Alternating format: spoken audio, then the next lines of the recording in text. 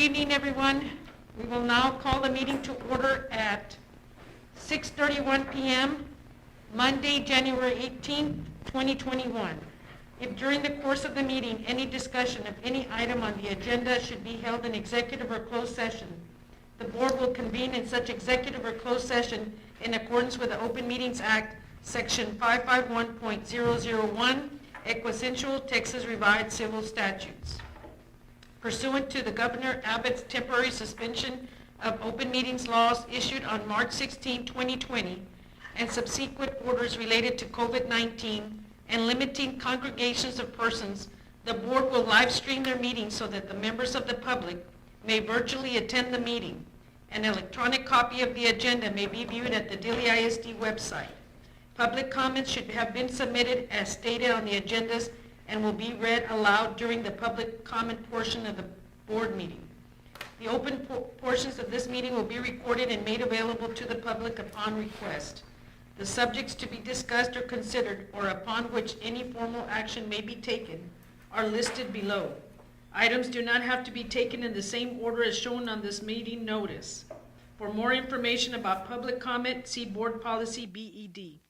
If during the course of the meeting any discussion of any item on the agenda should be held in executive or closed session, the board will convene in such executive or closed session in accordance with the Open Meetings Act, Section 551.001,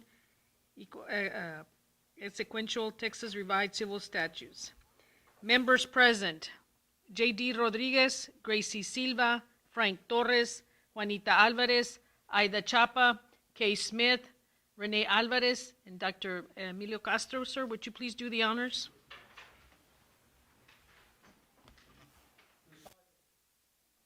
But those who wait upon the Lord shall renew their strength.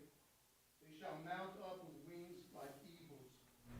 They shall run and not be weary. They shall walk and not faint. Heavenly Father, today we come before you asking us to be patient on your strength, to trust you, and to renew our strength so that we may serve you here in Dilley ISD and in Dilley and this greater community. Let us pray. Heavenly Father, today we come to you with a humble heart of gratitude for your protection upon our school district and our city. We ask you to renew our strength and our faith in you as we continue to move forward in 2021 in your service, the service of our kids, our parents, and our community. In Jesus' name we pray. Amen. Pledge of Allegiance. I pledge allegiance to the flag of the United States of America and to the republic for which it stands, one nation, under God, indivisible, with liberty and justice for all. Honor the Texas flag. I pledge allegiance to thee, Texas, one state, under God, one and indivisible.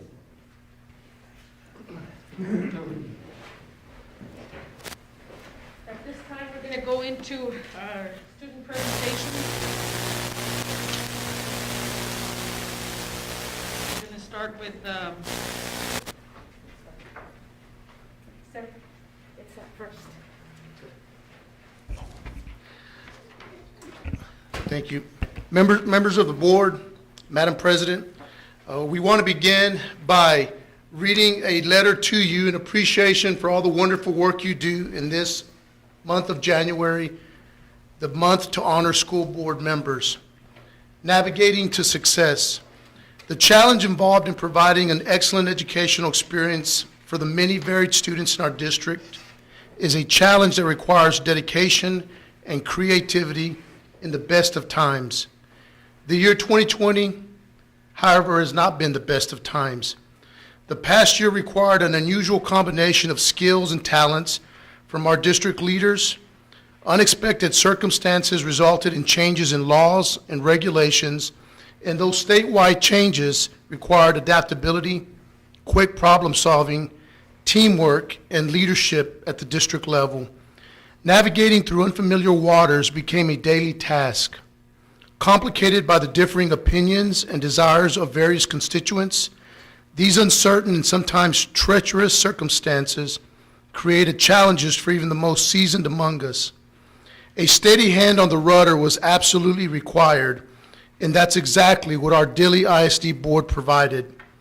Our trustees came through when we needed them the most this year, charting a course that protected our most vulnerable while ensuring that academic progress could still continue for all students. It was a daunting situation, but they navigated to success with unerring determination. Board service is a volunteer effort accepted only by a few in the community. It is a tough job with no salary. It is a critically important job that requires an election and then mandated training. It is a responsibility that takes time, a mature outlook, and careful decision-making. This year, our Dilley ISD board members, during the current pandemic, provided great and positive leadership and inspiration for staff, students, and parents. Hundreds of hours in planning, preparation, and leadership governance supported encouragement and funding for Dilley ISD's academic and technology needs for our students and teachers. Our board provided a $1,000 incentive longevity stipend for eligible employees to be paid this May 2021. They also provided a $1,000 COVID-19 retention stipend which was paid earlier in the month of December to recognize the outstanding work and sacrifice of everyone serving in Dilley ISD. Please take a moment to recognize our Dilley ISD trustees. Take a moment to honor their work as and all that they're doing to help our students sail into the future. Take a moment to say thank you for the work that our school board members have done and are doing on behalf of our students and our community. The amazing men and women serving Dilley ISD are Ms. Ada Chapa, board president, serving her 20th year and currently a construction record keeper for Volker Incorporated. Education is the most powerful weapon which you can use to change the world. Nelson Mandela. Mrs. Kay Smith, Vice President, serving her 15th year, is a retired Dilley ISD teacher and currently serves as a Secretary-Treasurer for the First Baptist Church.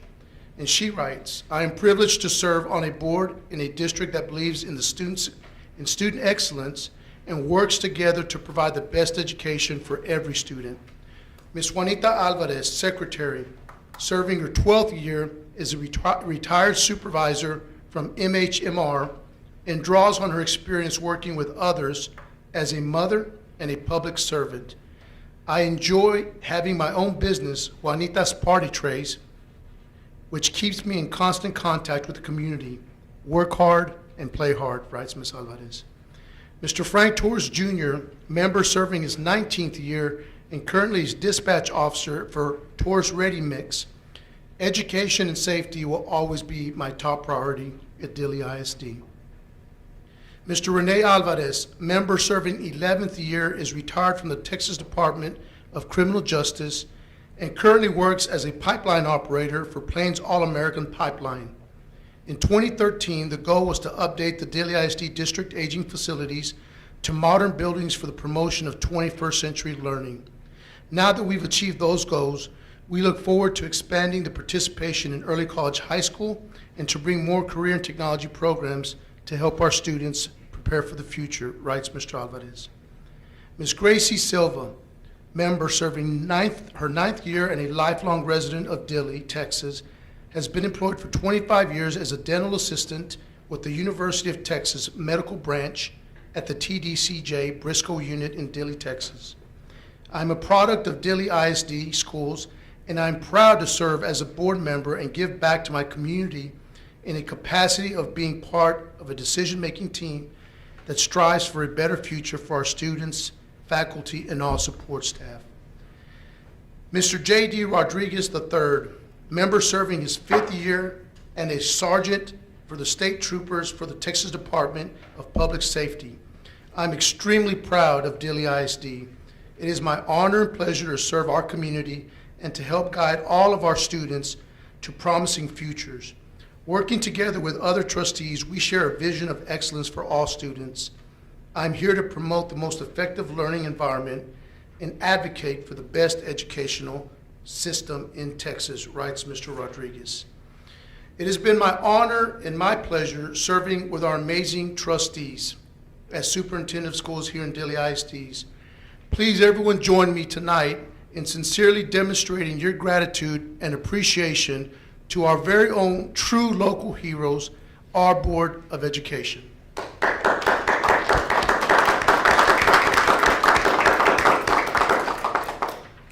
And now we have an additional plaque for you as well.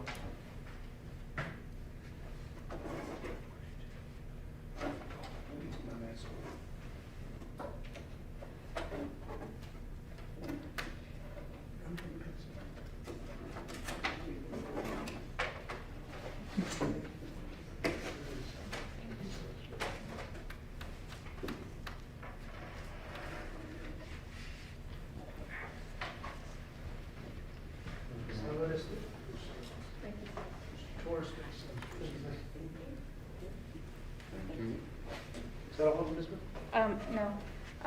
As y'all know, everyone from each campus did bring you all something, a token of appreciation from elementary, middle school, and high school, but middle school does have some students here that would like to say a couple words.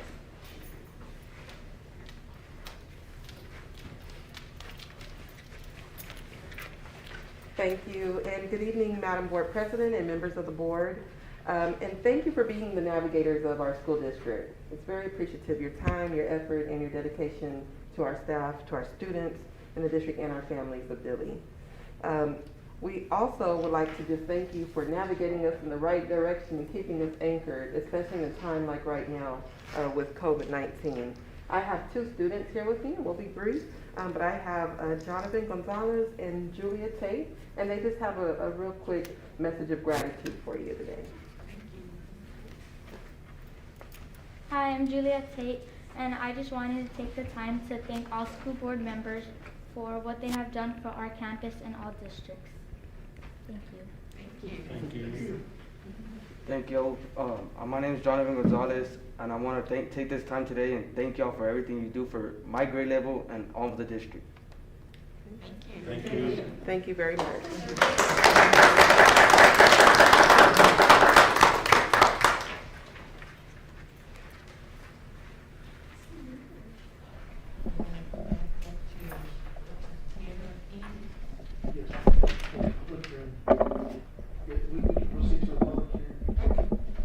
Okay, at this time, we will now have the public hearing, the Texas Academic Performance Report, the TAPR.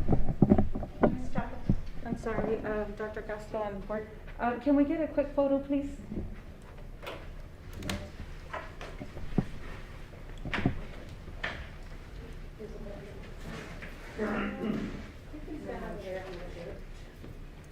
You want us with this? Or? Yes, with your certificates, please. Just right in here as well? Yes, sir.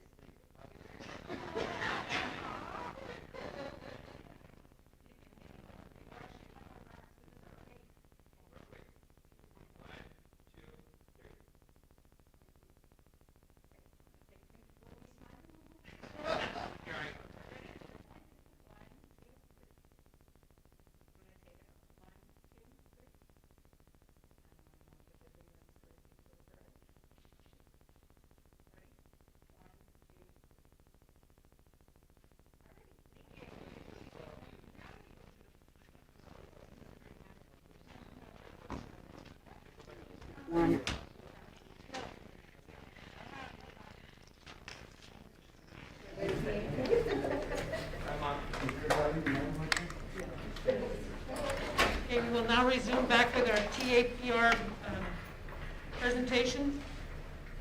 Ms. Melody? All right. right, Isabel's passing out something to you right now.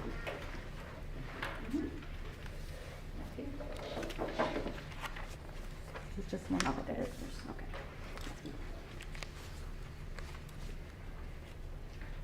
All right, Madam President, members of the board, and Dr. Castro. Tonight I will be presenting the Texas Academic Performance Report, what's also known as the TAPER. All right, what Isabel has passed out to you right now is basically, I call it like a one-pager or a cheat sheet. And so, but I would also say, you know, like as I'm presenting, I know sometimes when you pass out things to people, they're studying, studying that one-pager, but I would please ask that if you listen to the report in its entirety, hopefully everything on that summary document will make a little bit more sense. I had emailed you as part of the presentation itself, like a 70-slide document. All right, and I was using the Region 13 template that you could find available online to use. But I wanted to let you know that I told Dr. Castro as I was studying that some of those bars on the bar graph, I'm like, some of those didn't adjust right. The numbers that I entered in were correct, but for some reason the bars didn't adjust. So I wanted to let y'all know that on what I originally sent you. And then also there was one slide on discipline that was part of the template. It wasn't our discipline, because I know it was like all these different things, and it was like, oh, that isn't our information. That's the template. So I did want to let y'all know that. Now, this presentation that I'm giving you tonight is half of basically the slides that I already sent you. So this is going to be a 36-slide presentation, and it's basically our focus points. Okay, it's going to be our focus points so that you're aware of that. All right, let's see. If I could have, I'm going to need somebody, either a clicker or something, or Matt, you'll be my clicker. All right, next one. Next slide. Okay, all right, for just kind of an overview, the TAPER report comes out annually, and it is always presented to you in January. It pulls together a lot of information. The TAPER report itself is 29 pages long with all kinds of different information. You'll see performance data on the STAR test, but you will also see disaggregated data on student groups, ethnicity, socioeconomic status. Reports also are on school and district staff, programs, and also student demographics. So it's a big, large, encompassing report, okay? So I wanted to make sure I shared that with you. You can go to the next one, please. All right, so updates for 1920. All right, the first part of the TAPER is usually always your STAR data, okay, looking at your STAR data. Well, we did not take the STAR test last year, so the data I am presenting to you is going to be from the year before when we did take the STAR test. So on this presentation that I'm showing you here, basically slides 5 through 19 are going to be going over our STAR data. So again, be reminded, it's not last year, it's the year before. But beginning on page 19 through the end of the report, that is all going to be current data. Just so that you're aware. Anything that doesn't have to do with STAR is going to be current data. All right, so you're aware of that. All right, accessing the TAPER report, and this slide I know was also in your original presentation. If you would like to study that 29-page report, you're more than welcome. It is on easily accessible through this website. So I wanted to make sure you are aware of that as well. And what I'm presenting is the district level TAPER, but you can also get the reports like by campus level as well. All right, this first part, the way I've consolidated, one of the ways I've consolidated tonight's presentation is we are starting to look at here the meets or above expectations on the STAR. When you look at the TAPER report itself, it does address approaches, all right? But our district, our goal is higher than that. Our goal is meets. So we're trying to improve on our meets level. So when you look at the original report, you will see approaches. There'll be a slide on approaches and then meets. Tonight, I'm addressing the meets area and all of these subject areas. So here, you've got 3rd through 8th grade reading performance level at meets grade level or above. Now, what I'm showing is I'm going to be telling you like the percentage for that grade level, and then also talking about a comparison to 17-18 data, and that's what's on your one-pager. You'll start seeing like it'll show 3rd grade reading, and if I say growth plus 8%, I'm sharing that with you on that form because I know I'm going to be giving you lots of data and lots of numbers, and it can be very confusing. But basically, the data that we're using at the district to determine what are our strengths and our weaknesses are going to be on that one pager that you're looking at. Okay. All right. So in 3rd grade reading, our percentage, and again, we're a year behind. We had 27% of the students meets or above grade level. And so we did an 8% increase from the year before. So they did improve in 3rd grade reading. All right, 4th grade reading, we had 25% of the students met meets or above. And the year before, it was 2% lower. So we did make growth in that area of 2%. Now, 5th grade reading, please be reminded that that's an SSI grade level, so those kids have 2 times to take the reading test. So at 5th grade reading, there were 39% of the kids that met the meet standard. So there was an increase of 1% from the prior year. So a growth there as well. For 6th grade reading, the percentage was 18%, and there was a decrease of 5%. So that is going to be definitely one of our focus areas. In 7th grade reading, 49% of the students met meets, and so there was an increase of 10% from the prior year. So there was growth in that area. On 8th grade reading, again, be reminded that 8th graders get 2 chances to take the reading test. That is, they actually get 3, but 2 chances actually count in our accountability. So 45% of the students had meets or higher, and so there was, they dropped down just a little bit. They went down 2% from the prior year. So when we look overall at our 3rd through 8th grade reading, we had 4 grade levels that increased from one year to the next, and we had 2 grade levels that went down from one year. Okay, so that is our reading. Now it next goes into, the next slide is going to be English 1 and 2. So that's the courses that they're going to be taking in high school and the tests they're going to be taking. If we look at our meets or above, 34% of the students taking English 1 had meets or above. So that was an increase of 8% from the prior year. So there was growth in that area. In English 2, 34% of the kids also met or above, had meets or above, and so that was a 9% growth. So in both tests, English 1 and 2, there was growth shown in both of those test areas from one year to the next. All right, next slide, we go into mathematics. Now we're going back down to 3rd through 8th again.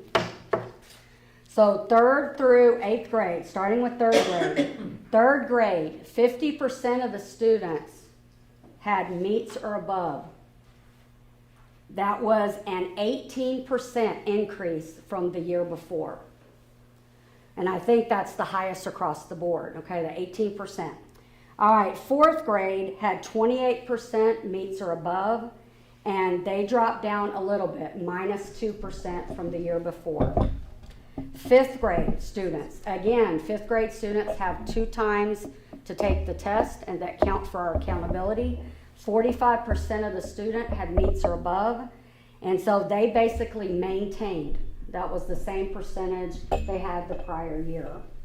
All right, 6th grade, 15% of the students had meets or above, And so there was a drop down of 4%. So they had actually dropped down to that 18%. So of course you can tell was and has been an area of concern. Yes, sir. Yes, when you say like fifth grade right there, that they maintain. Yes. They maintain from the, The prior year, yes. from what they were the year before, Yes, fourth grade? Or yes, the- sir. or No, the no, previous from, year's fifth grade? excuse me, yeah, you're right, that's a very good question. They maintain, it was the year before that same fifth grade class. We're Fifth, looking fourth grade. yes, because, yeah, we're comparing fifth grade to fifth grade. So no, we're not looking back at how they did in fourth grade. That year, that is a whole separate measure So that this- STAR so looks at. This year's fifth graders basically scored the same as last Like, year's fifth graders. exactly. Who are now in sixth grade. Exactly, yes, sir. Is this Exactly. year's sixth graders? Yes, that's what he was saying, yes. That's what he said, yeah. Mhm. Yes, you're right. One quick question. Mhm. Why is your chart graphs different than ours? Is it meat, are you looking at meat or approaches? Yes, I'm looking at, remember how I told you that if you're looking at the presentation I shared with you, I'm cutting out half the slides, and I'm only looking at the meats, yes. All right, so we were on, let's see, going to seventh grade math, 31% had meets or above, and so that was an increase of the year before, 14% increase from the year before. Eighth grade math, students do get 2 times to take the test again. It was 18% the last time we took it, and so that was a decrease actually of minus 10% there. So there was a decrease. So when you look overall at all those grade levels in math, 3rd through 8th, gaining or maintaining were 4 grade levels, and there was a decrease in 2 grade levels. Okay, so again, you know, it can kind of vary up and down with the information that I'm presenting you. All right. Now, the only high school math course that we have is going to be Algebra 1. Yeah. All right, so Algebra 1 at the high school level, we had 40% had meets or above. And then the year before, it was 28%, so we show growth of 12% in Algebra 1. So that's the only math course in high school. Well, we also offer it in 8th grade as well, but this is specifically looking at high school. This is only high school's math results. All right, next slide, Matt. Okay, now we're looking at science. Now, science in grades 3 through 8 is only given in 5th and 8th grade. So 5th grade was 34% of the students had meets or above, and then there was a 12% growth from the year before. The year before, we were only at 22%, so 12% growth. When you look at 8th grade science, we were at 33% meets or above. We were at 25% the year before, so that was a growth of 8%. So both science at 5th grade and 8th grade had gains in their percentages. All right, at high school level, we have biology. That's a science course that counts at the high school level. 43% of the students taking biology had meets or higher. And that was actually, we kind of dropped a little bit there. We dropped 8% because the year before we were at 51%. So a little bit of a drop there. You said 43? It was 43 and then to, 58, or 51, excuse me, 51%, yes, 8% drop. All right, next we're looking at social studies. All right, social studies in 3rd through 8th is only tested in 8th grade. So when you look at 8th grade, we had 8% had meets or above. And then the year before, we had 11%. So there was a decrease there of 3% between the 2 years. So we had a loss there. So a decrease in 8th grade social studies. Now in high school, the social studies test becomes U.S. history. So U.S. history, end of course. This is a course usually taken your junior year. All right, there was 52% of the students had a meet score or higher. And so the year before it was 61%. So there was a decrease in U.S. history of 9%. So U.S. history did show a decrease. All right, now, next we're going into writing, 3rd through 8th grade writing. Okay, writing in 3rd through 8th is only tested at 4th grade and 7th grade. So 4th grade writing was 14% of the students met a meets or higher, and then the year before it was 16. So there was a decrease of 2%. In 7th grade, 44% of the students had a meets or higher, and they actually maintained. So the same score, the 44% from one year to the next. So 7th grade writing maintained. So a decrease in 4th, but maintain in 7th. All right, now this kind of gives an overall, once you start getting into these slides here, it's comparing state to region to district. Okay, state to region to district. So it's not looking, it's kind of looking at last year's too, but it kind of gives you an overall picture of the district. So all subjects, all tests, all subjects together, we had 34% of our students had meets or above on all tests combined. At the region, in Region 20, that's 47%. And then at the state level, that's 50%. So of course, you know, our goal is always to get above the region and get up to the state level. So we need growth in overall all of our testing. All right, then next it starts breaking it up by subject area. So English, language arts, and reading. English, language arts, and reading. So all the tests together.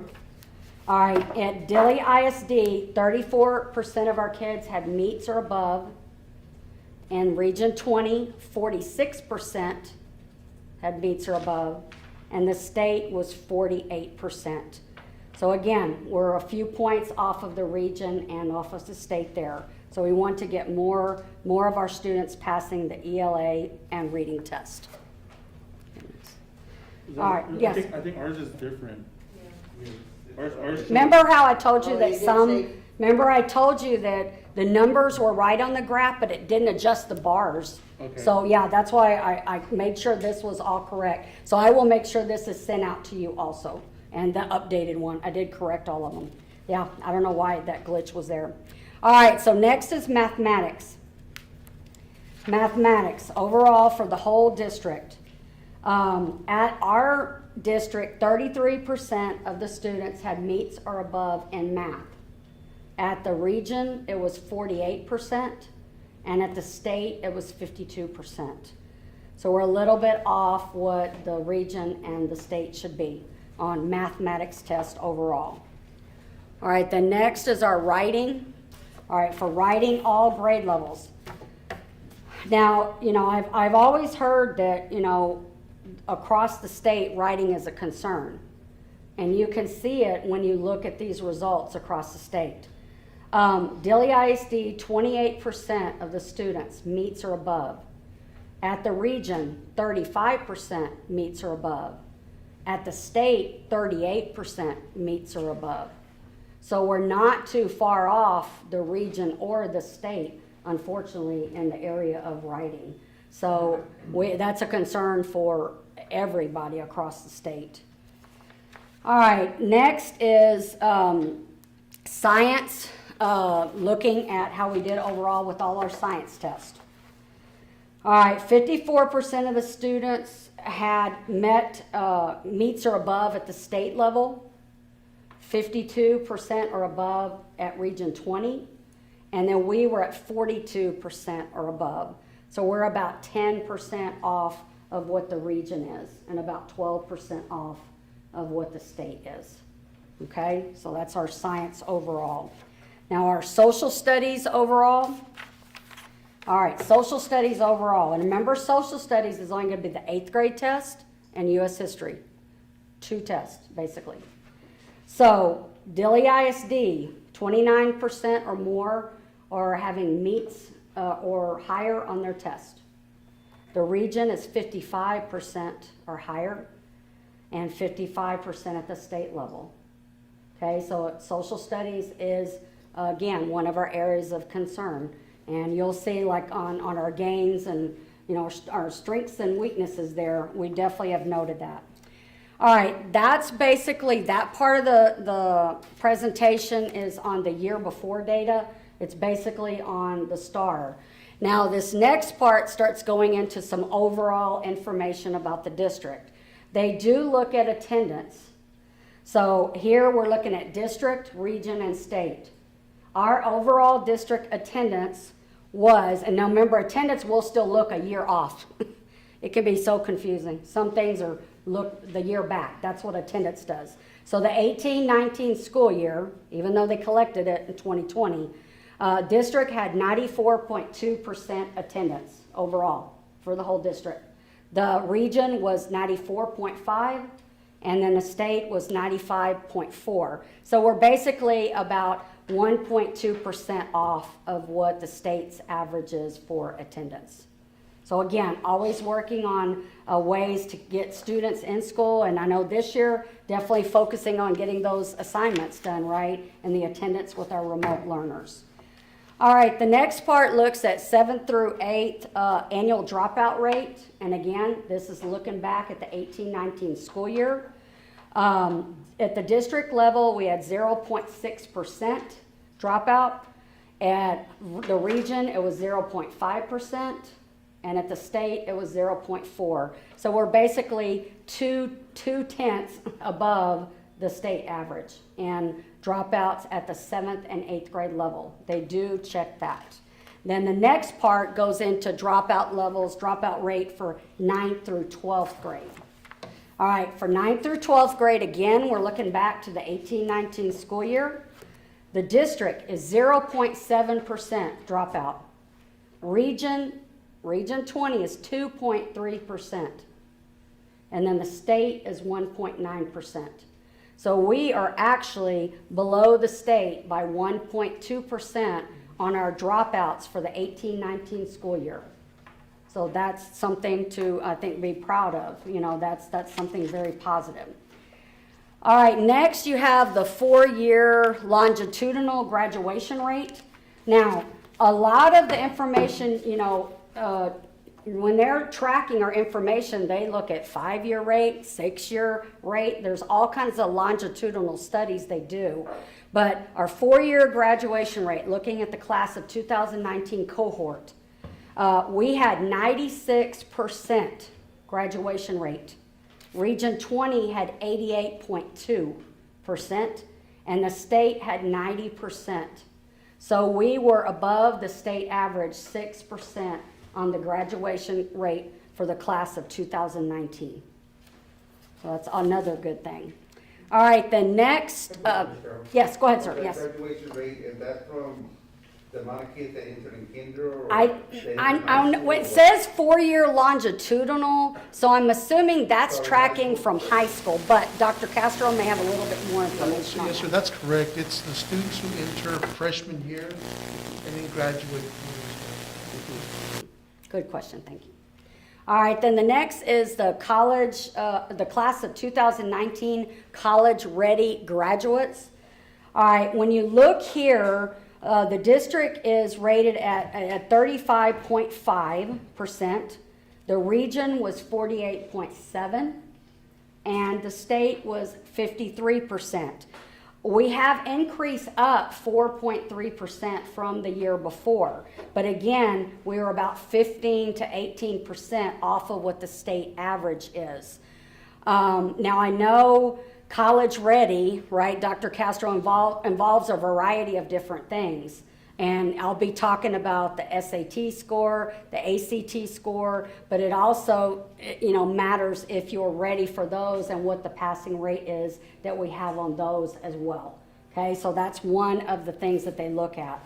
Then the next one is career or military ready graduates. Okay, so it's another category. Now it includes the CTE and the military. So here we are at 40.1% of our students.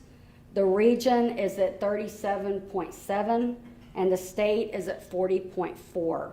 So we are right off that amount. So again, this is class of 2019.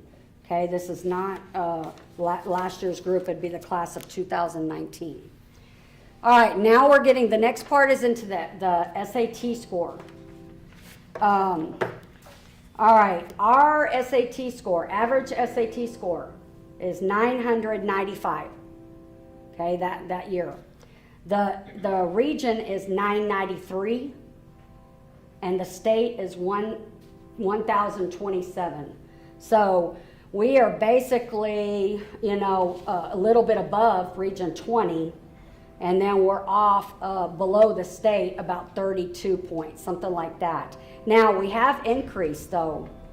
The year before, we had made an increase of 45 points from the year before.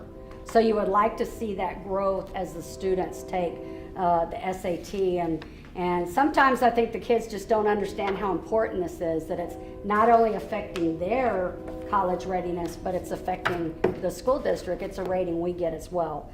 All right, the SAT or the ACT score is next.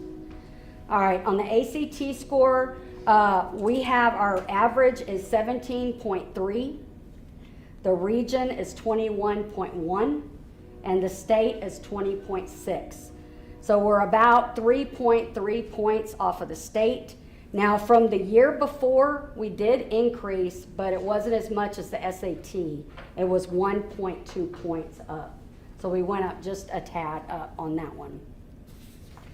All right, then the next part starts going into just some general information, you know, about the district. It'll compare, it shows you how your district compares to state as far as student ethnic distribution.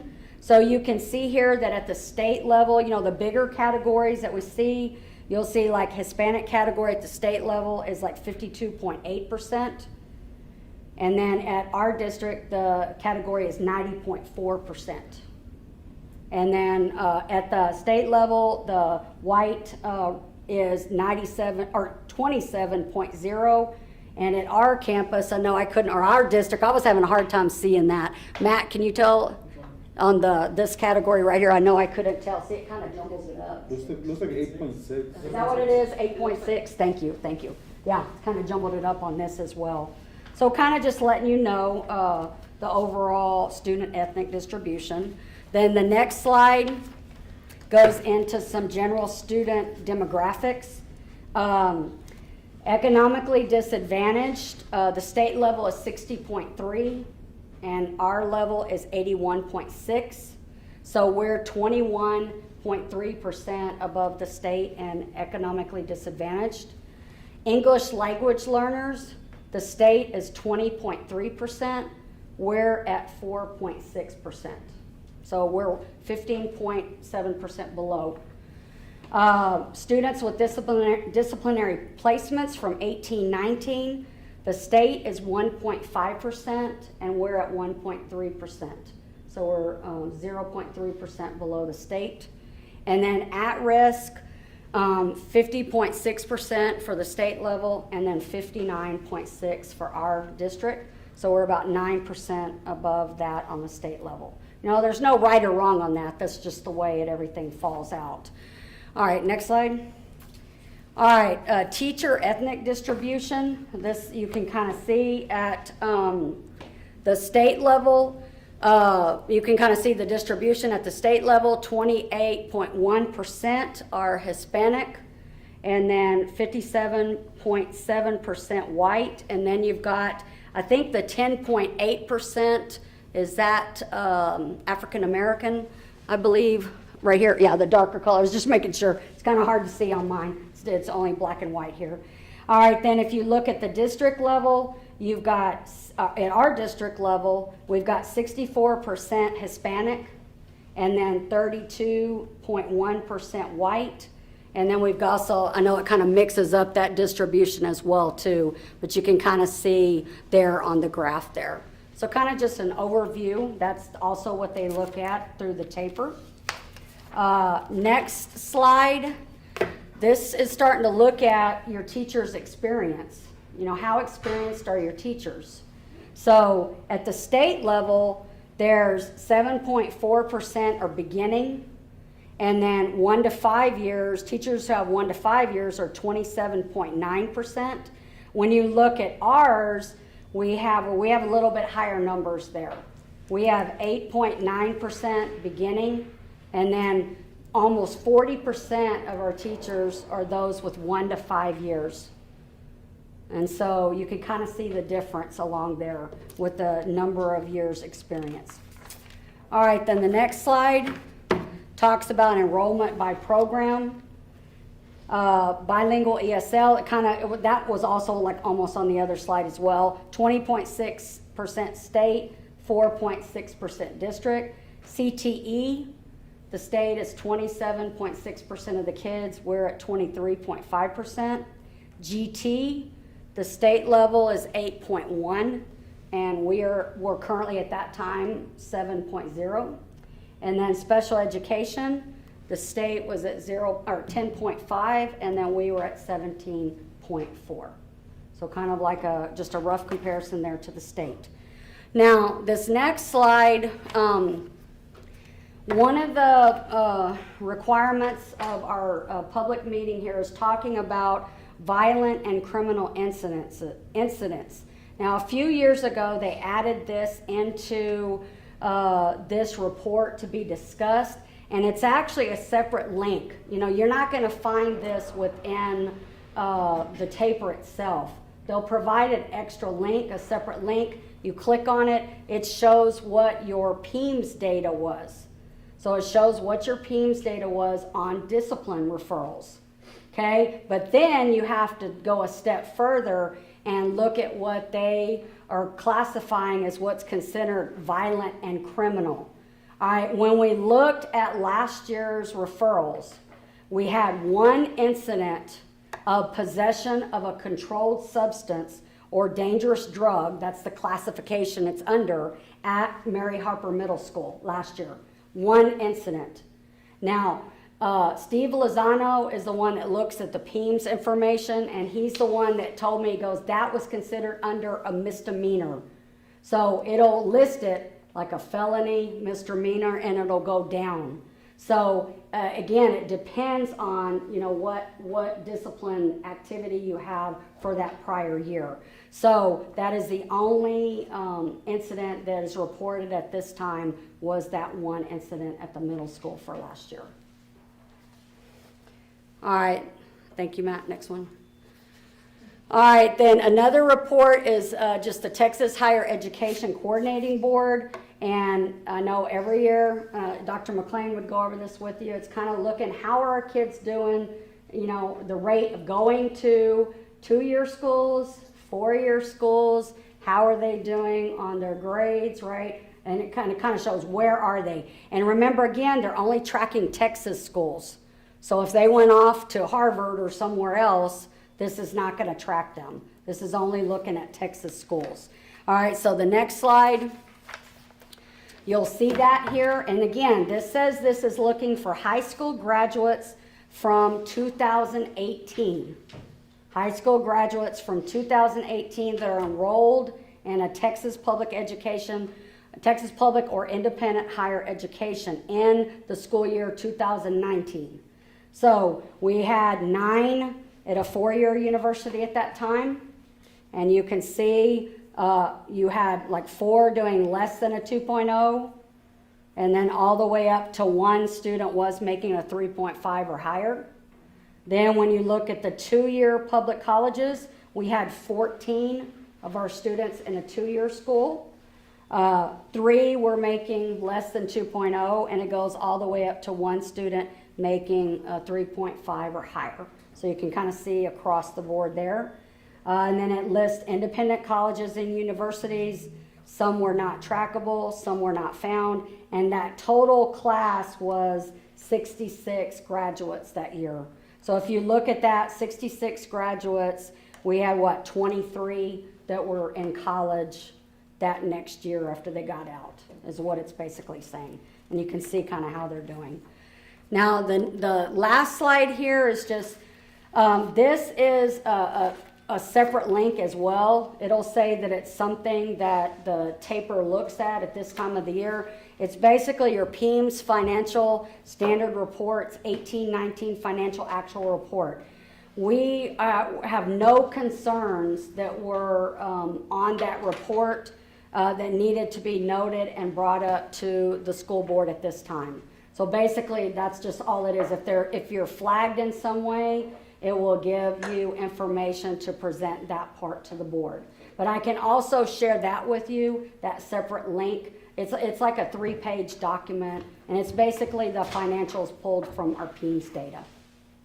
So basically, that is my presentation tonight. Do I have any other questions that I need to answer? I know one thing I'd like to add is whenever I work with campuses, one of my roles is district coordinator of school improvement. So we have campuses, 2 campuses that are considered targeted improvement.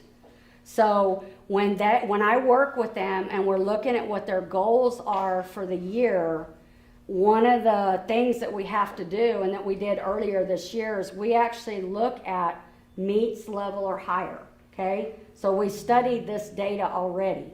You know, this isn't new to us, right? It may be new for y'all just hearing it right now, but it's not new to us. And what we do is there's different questions that they have us ask. It'll ask, who was teaching that subject? Okay, that's one of the questions. It'll ask, were those people going, did they have good attendance? Were they going through anything that could have caused an issue with, that subject at that time? It's that specific, y'all, because in order to find out what the root causes are, you have to delve into the data that much. And if we have one teacher, we're a small district, if we have one teacher teaching a whole grade level for that subject, that one incident can create issues if they have to miss work.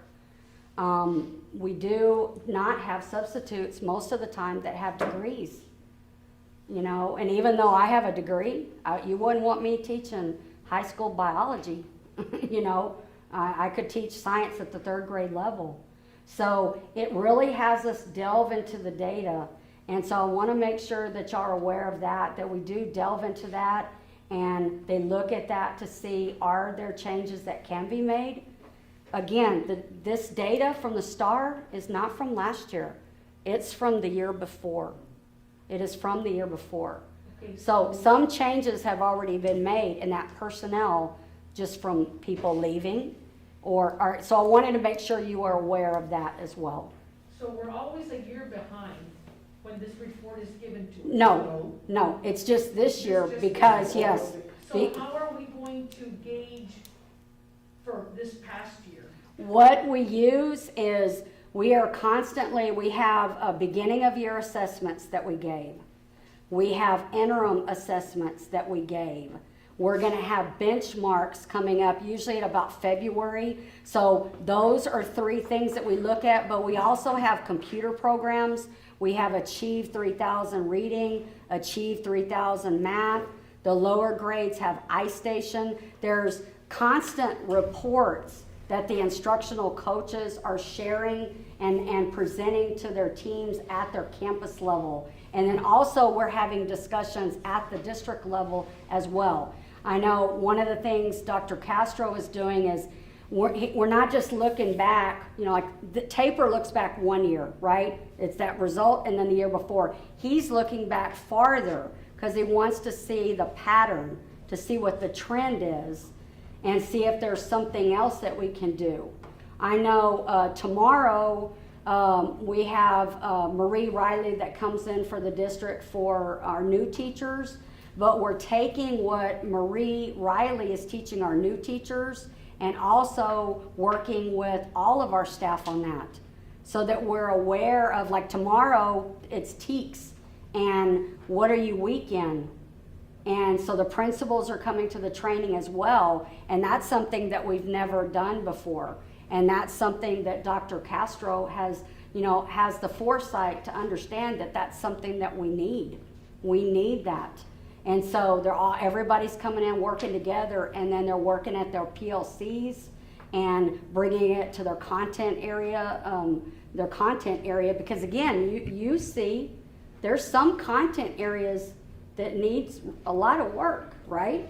There's some content areas. So I do want to make sure y'all are aware of that there are steps in place, I guess. The state puts those in place, but then we also have those internal steps in place as well. Because yes, I know it can be confusing because we're looking at the year before's data. It can be confusing. So when you say this for this past year during COVID year, Mhm. I said, so when you say this, for this past year and COVID year, and what you're telling me is that we have come along and we are looking at this data and we're capturing this stuff, and at that very moment that we see weaknesses or we see shortfalls, we're already addressing it. We're Yes, not ma'am. gonna wait till the end of the year to try to figure out, okay, well, what happened? No, ma'am. Okay. Yes, because you can't wait. Yeah. You can't wait. Additionally, Yes. Madam President and Board, in a little over two and a half months, we will be also still taking STAR EOC exams. Yes. Although we won't get an official state rating, the data will be extremely important. It will continue to highlight where the gaps are with more detailed information. Because of the COVID slide last spring, and then obviously the regular summer slide, and then fall, and then we're still in COVID. We will have some extremely important data this semester or this spring to really look at where are any strengths that we can build off of as well as the deficiencies. All right. Anybody else have any questions for Ms. Moss?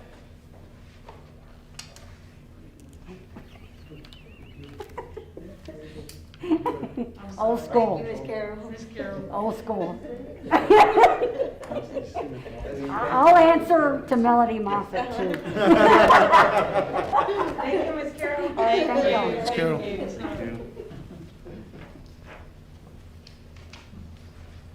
Next, we have our Dilly Cares update. Yes, ma'am. Madam President, members of the board, we wanted to just give you a brief update of one of the efforts that we're trying to work in collaboration with the city. I'm grateful that our city manager, Juan Estrada, is here with us. So we'll just do just a really quick dry run for you this evening, just to kind of give you an idea of where we are and where we hope to go. So with Dilly Cares, thank you, Pat. Oh, even better, thanks, sir. So with Dilly Cares, as we work on launching, there you see our initial 4 volunteers. Our city manager, who's here tonight, thank you for joining us, sir, Juan Estrada. Our chief of police, Homer Delgado. Our facilities director, Jose Aranda, and myself have met numerous times to start planning and working on a launch. Here's what we hope to get to with this initiative in collaboration with the city. Initially, we just are talking about what are projects, but here's what we're trying to get to: create a 501c3 nonprofit educational foundation that will support, enhance, and improve local beautification projects, community needs, fund teacher innovation grants, and then also student scholarships. This would essentially become a self-funded nonprofit to support our district and our community, so it would not be district funded. It would include all types of community beautification projects, to include property cleanup, particularly of elderly or anyone who's disabled, who they just need some help and attention with their property, handicap ramps, light woodwork and painting, yard work, planting flowers, etc., home weatherization improvement, and other projects. Initially, just as a launch, we were looking at starting downtown at the city railing park, refurbished that, the American Legion post, the street view rehabilitation, and then there's also an empty lot and community, empty lot next to there that we're looking at. So those are our initial 3 projects. Initially, the funding was going to be straight out of the pocket of our city manager, myself, the police chief, just as initial funding. And then we would have our signs there with the 3 emblems. After 1 or 2 projects, we would intend then to go to corporate sponsors and ask for more substantive funding to really create a nonprofit that could work and grow on itself. So again, the power of partnerships and funding. Chief Delgado has some dollars in the fundraisers he did for the Christmas project with the movie and all that. So we will be doing the same presentation to the city council and asking permission to begin some of these projects from the city council.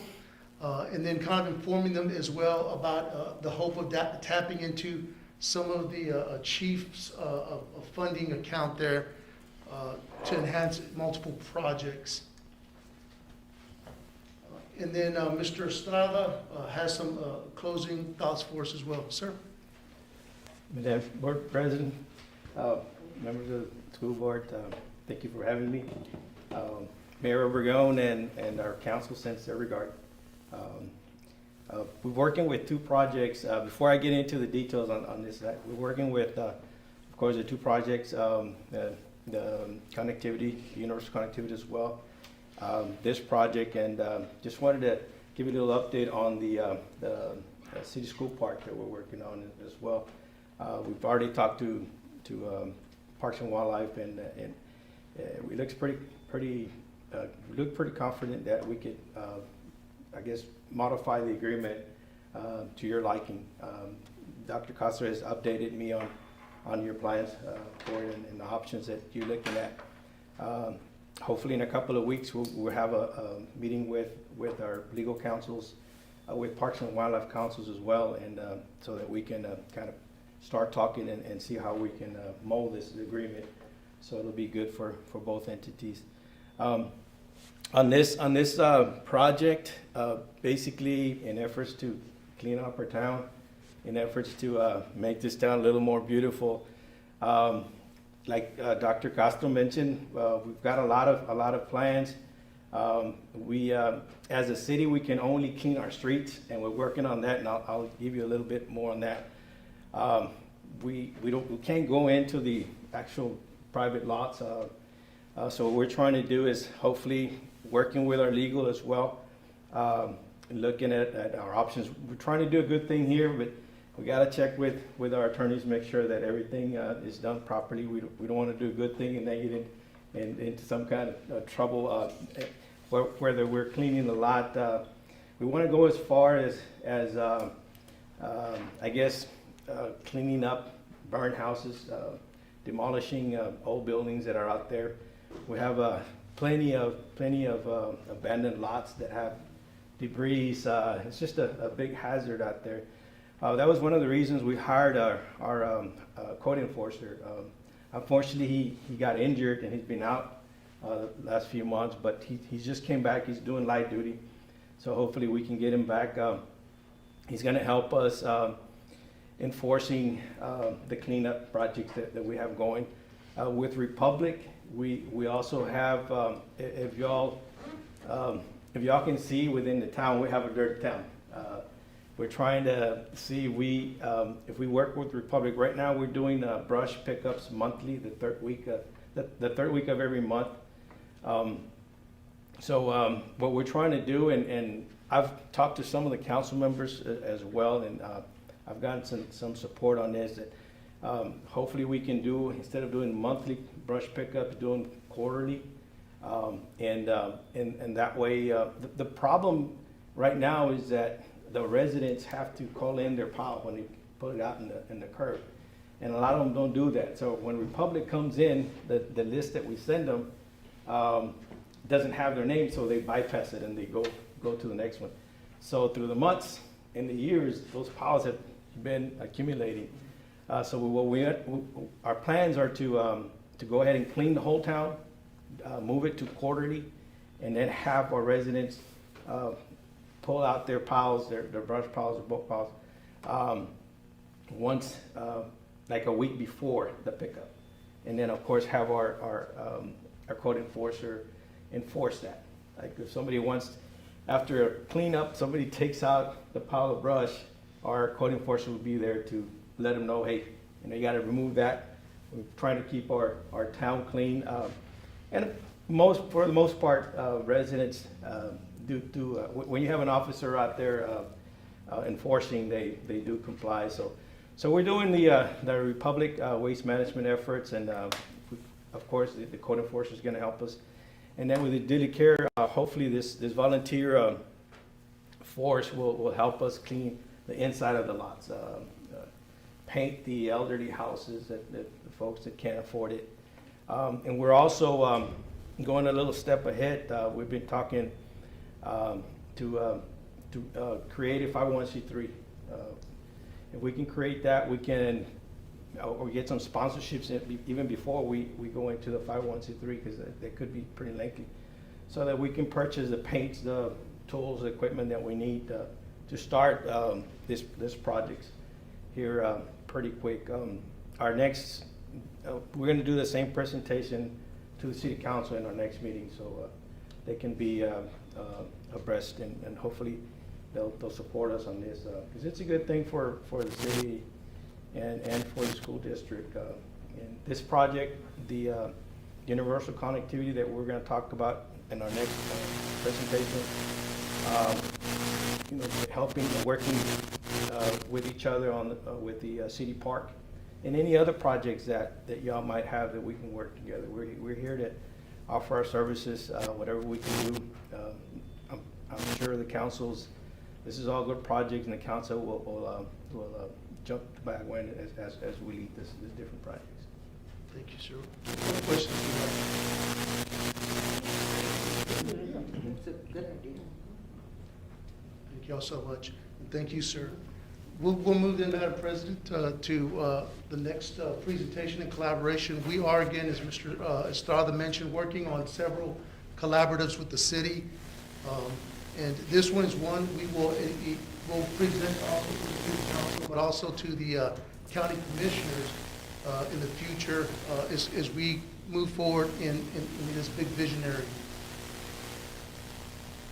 The initial three partners here are our city manager, Juan Estrada, our very own Matt Aguilar, and myself. As we began the year, we had some of our students that did not have internet at all, and some who had unstable internet connectivity. We began discussing this a few months ago, probably about 4 months ago. I've been here 5 months, working on 6. And about month 2, we were looking at PSA, and PSA stands for Problem Solving Adequacy. When you solve a problem, it stays solved. So we began speaking to Mr. Estrada and Mr. Aguilar about universal connectivity. Our discussion led to some research of a town in California named Gonzales, California. Gonzales is a rural community out in California that they're much like us. They're not any major, any near hub or big metroplex. Over 3 years, they created universal connectivity where all the residents of Gonzales were paying like $12 a month for high-speed, low-cost internet. A lot of the residents got rid of their cable and just do the streaming, local channels, and internet for $12 a month. So we started to get excited and began researching the possibilities. Could we do that for the city of Dilley, and then the auxiliary benefits to our parents and families that we serve, particularly as we want to continue to engage home learning as we move forward. Again, there you see our initial 3 members of this collaborative. And our mission then is to create partnerships and secure funding to provide high-speed, low-cost internet connectivity to all citizens in Dilley, Texas, with a special emphasis in enhancing educational acceleration and intervention opportunities.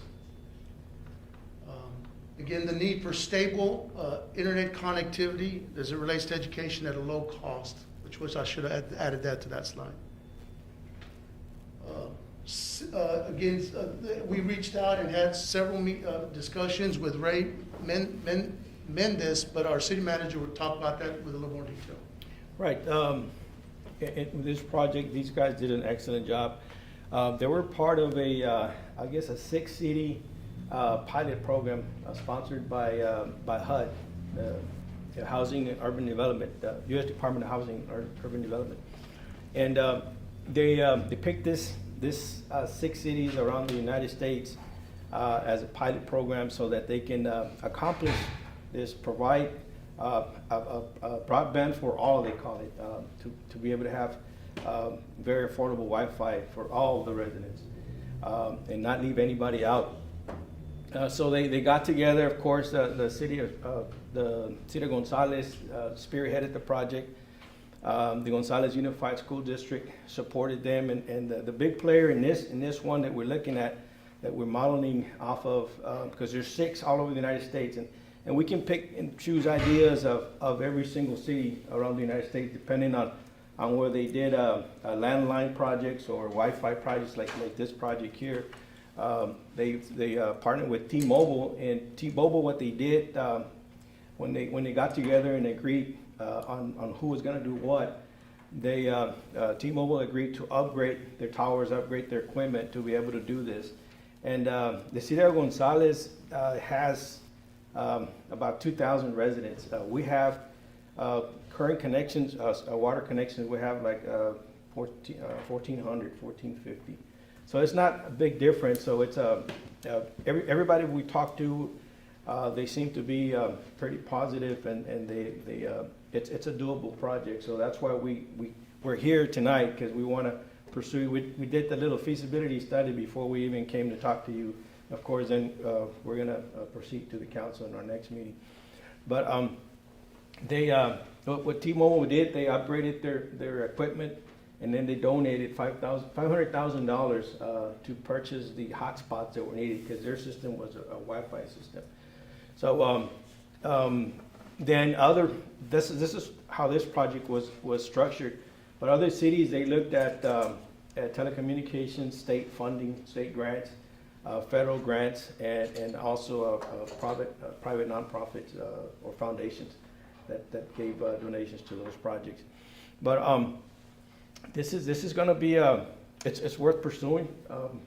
We're not guaranteeing that it's going to be done, but at least we're looking at it. And as of right now, there is a good chance that we can provide very affordable Wi-Fi if we can pursue this, and hopefully with a little luck. Right now we're at an advantage over this project in California, because we have BTX already with fiber optic in 100% of our residents within the city limits, Hilltop, and a little bit east of us.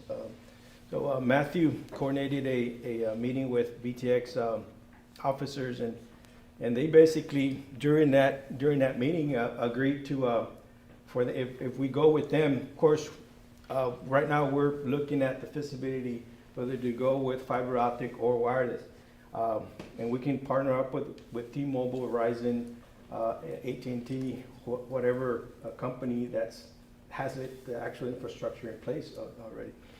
But we have a BTX fiber out to every house as we speak. So and Matthew's going to tell you a little more on the technical side, but we're already at an advantage from the project in California. So that's why we feel really good in trying to accomplish this. Do I have any questions before we turn it to Mr. Matt? Anybody have any questions? Perfect. Sounds pretty good. So some of the technology considerations for a project like this is there's lots of different options that we can use to provide internet to everybody in New. We so far talked to a couple of these vendors right here, and keeping our options open to see what's the best fit for the district and the city. Even if it's a hybrid of we choose this one because they provide this good, and then this company works good for this other area. But this is just what we've been doing at this moment, just taking on all those considerations. Out of all those, these are about the 4 routes that we're kind of really looking into. There's a fiber to home. So what does that mean? That's your typical internet that you most likely have at home right now. It's a physical connection that goes to your house, and you have a modem and a Wi-Fi router in there, and it provides internet to your home. It's most likely what everybody in here has right now. It's the most reliable, and it gives you the fastest speed. And our city of Dilley is really fortunate and unique at the moment because our city has 100% fiber to the home. So what that means is every single home right now in the city limits of Dilley has at least a fiber wire right outside their home. If it's not connected, it's at the street. So it's easy to tap into. A lot of people who are doing these types of projects, they have the very first step, which is key, which we already have covered, which is the infrastructure piece. So that's a really unique part of this project that kind of takes out the majority of the burden outside of it at the very beginning. So, and that's with one of our local carriers at the moment. Another option is 5G hotspots, which a different vendor provided. The pros of this one is that it is a mobile hotspot, so if you're not at home, you can take it with you on the go and do schoolwork like that. There's a con to that as well, is if there's not service, or if you're in a home, like a brick home maybe, you're not gonna get as good service. So there's pros and cons with the hotspots. It is fast service if it is 5G, but if you had a bigger family, around maybe 8 total, you would probably need 2. So now you start making these costs if the family is a little bit bigger. One of our third options that we're really looking into is something called private LTE. Your cell phones have LTE on them, and what that is a cell phone tower, and it provides you internet. This option allows us to own the infrastructure, so we put a little bit of an investment into now we own the equipment. We don't have to pay as big of reoccurring costs, and this is a kind of a more long-term option, so we don't have those costs. And what it is we put towers up in, like we have an antenna right back out here outside the central office. We would put one there. Maybe on a water tower, just some structures in the city. And we now are a cellular type of infrastructure, and we can provide the internet. And then at the homes, it's a Wi-Fi hotspot, but that we own, and that's how they connect, and that's how the students connect.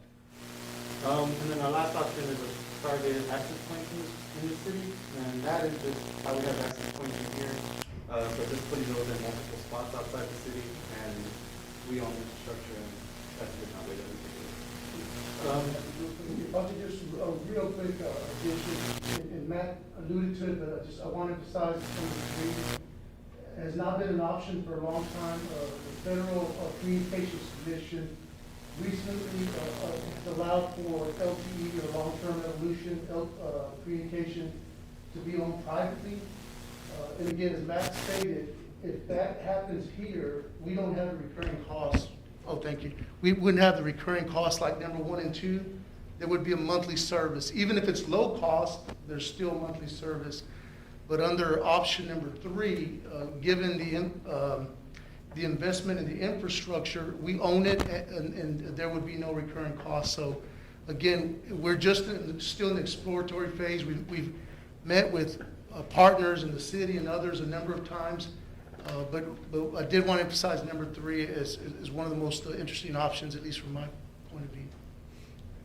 And I believe I did hear something on the national news that there's already some schools in the northern state that are actually already doing that. Correct. There are very few, but there are some that are exploring and moving in that direction.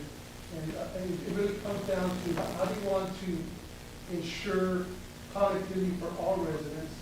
And the 2 things for me are stable connectivity and low cost. So really big gratitude to Matt Aguilar, as we put out there on topics. This is one we just want to update this body corporate on. Questions for us before we move on? Anybody else? Now, this all has to do with money, I guess.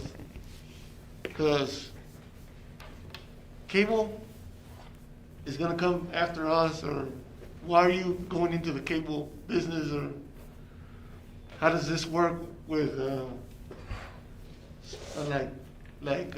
Time Warner? I mean, So, that is a good point that you bring up. There was some issues with a city in particular that was doing something along the lines of being a telecommunications entity. And there was some things that a different city that had some issues with, but that's part of what we're doing here is exploring all those legalities and can we do this, can we not do this, what can we do? Contracting with a third-party vendor, you don't run that risk, but then you have the cost. And if we do the research and you can somehow be a telecommunications with just us, with the school, then if it's doable, then that's another feasible option. But that is something that we will heavily look into, the rules and regulations and all that. So, Mr. Torres, and just to add to Matt's point, you bring up an excellent point. We wouldn't necessarily be looking at the cable company piece, just the internet connectivity piece. We are aware that there are connectivity companies who are trying to create legislation to prevent this, to prevent cities and counties and school districts from going into this arena. If they already have it, I don't know if they would be grandfathered in. That's why I see a little bit of urgency. The only reason for the corporations to do that is profitability. That's really it. If we can get under the gun and make this happen in the next year and a half, because this isn't going to be tomorrow. This is going to take work at least a year out minimum. But if we can find funding and partners that can help us get there, we could potentially get under the gun here. But again, it's a good point, and we'll continue to research our options. I think it'd be an amazing opportunity if we could get there. Well, it's being done in other states. Yes, ma'am. And they're allowing the school districts to be able to do that in order for every student in that community to have internet access. And so, I guess, again, it's gonna be dependent on whatever the federal government allows us, whatever regulations they put in place, but if there's something there that we can utilize, we definitely need to look into it. Absolutely. I know Louisville up in Dallas is looking at it pretty aggressively. I know a lot of people in that school district. I used to live in Flower Mound, so which is inside of the Louisville ISD school district, and so they're pursuing it pretty aggressively. We have yet to meet with them, but we'll be coordinating a meeting because they have their central administration's got about 900 people in it, so we'll be tapping into some of their learning and partners, and hopefully being able to share and support the feasibility of something like this sooner rather than later. Right, and I'd like to add that for this year's CARES Act, there's a connectivity part added to that to allow funding for this type of project. So we might be at a good timing to do this. So we're looking at the COVID CARE Act. So hopefully we can bring some funding that way as well. Sir, thanks for being here. Thank you for having me. Thank you. Thanks, Matt. Next up, we have the early college high school update and plans. Yes, ma'am. Yes, ma'am. Madam President, members of the board, today we're going to bring you an update on where we are and where we intend to go with early college high school. And I believe we have Mrs. Drankard who's going to give us that presentation. Drankard? Members of the board, Madam President, and Dr. Castro, thank you for having me. Can you all hear me okay? Yes, ma'am.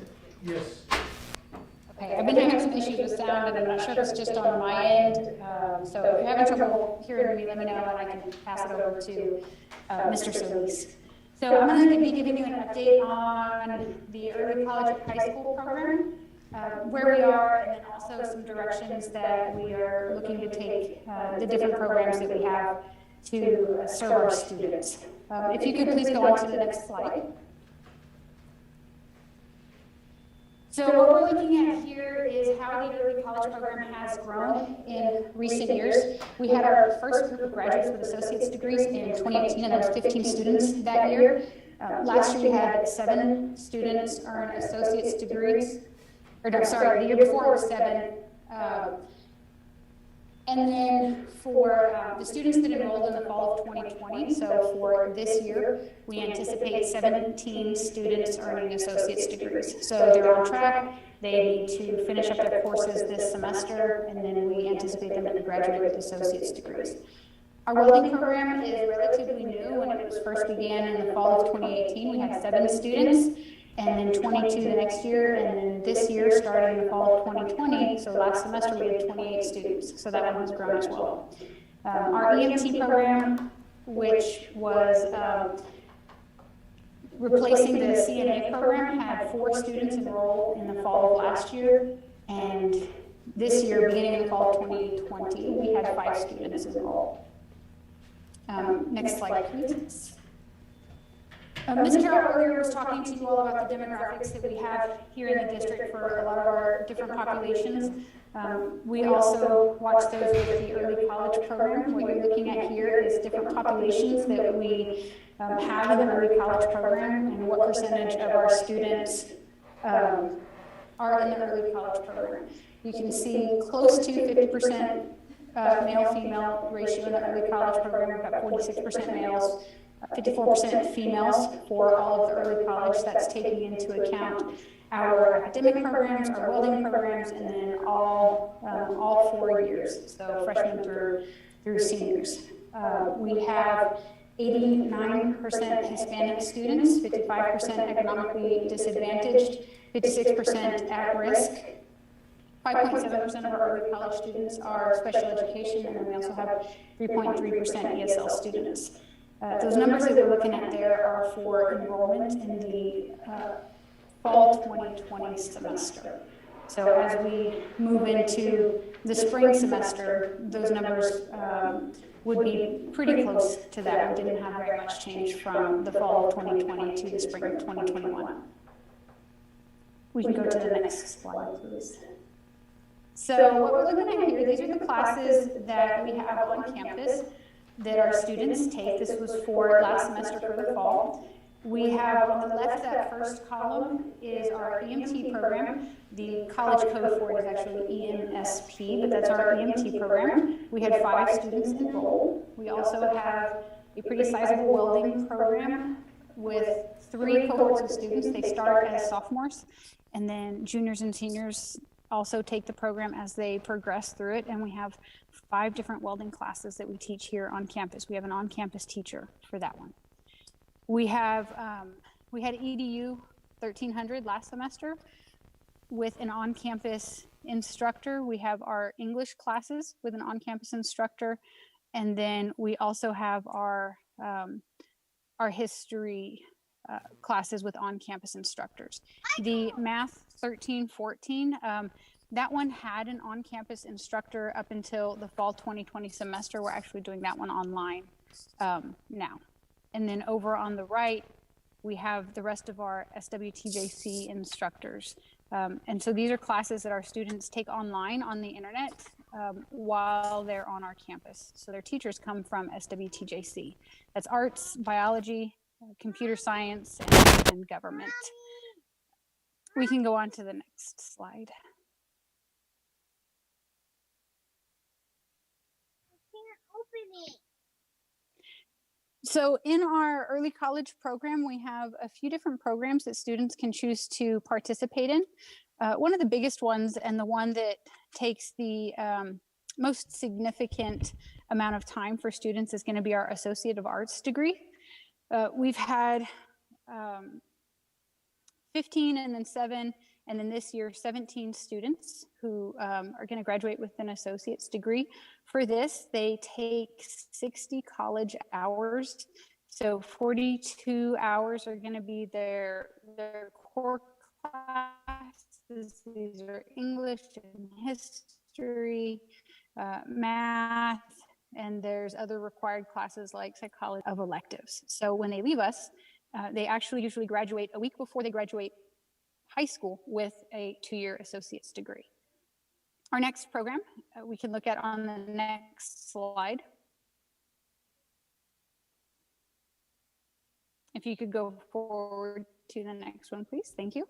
So we have our EMT program. We've had the EMT program for 2 years now. There's a total of 4 classes that students take throughout the year. It's 2 first semester and then 2 classes second semester. Second semester in the spring, they do their clinicals, which is where they have actual contact hours with patients. That picture right there is from them learning CPR and getting their lab hours. For our first year, we had 4 students complete the program. Just a minute. We had 5 students enroll for the fall semester of last year. And then this semester, actually for the spring semester, we have 2 students who are enrolled in the program. So we have 2 who are going to finish the EMT program for this school year. You can go on to the next one, please. The other program that we have is our welding program. There's a lot of classes that we teach here on campus with our instructor, Mr. San Miguel. He has 5 different classes that he teaches in the fall, and then he has 4 classes that he's teaching in the spring. For last school year, we had 25 students in the program enroll for the fall of 2019. This year, it grew a little bit to 28 students enrolled, and we have a total room for 36 students in the program. What's limiting the welding program is the amount of space in the shop itself. So we can fit 12 students per welding cohort. You can advance to the next slide. Thank you. So another thing that Ms. Carroll was talking to you about is our testing. We have STAR tests. We have SAT, ACT. Another test is the TSI test that students take. And they have to pass certain tests to take certain classes. And so we're always working with them to get them to pass more and more classes, more and more tests. As it is right now, these are numbers current as of December.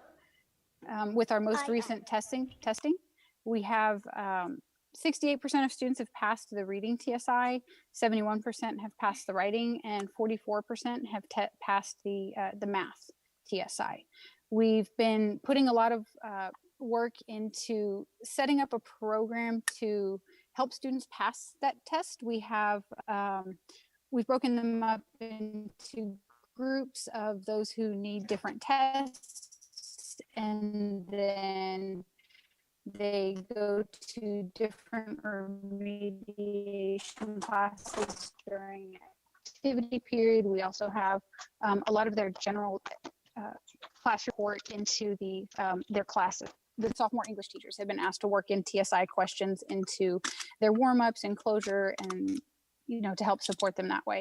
And it's been pretty positive overall. We had freshmen take their reading and writing tests in December, and a lot of them did really well. So we're really proud of them.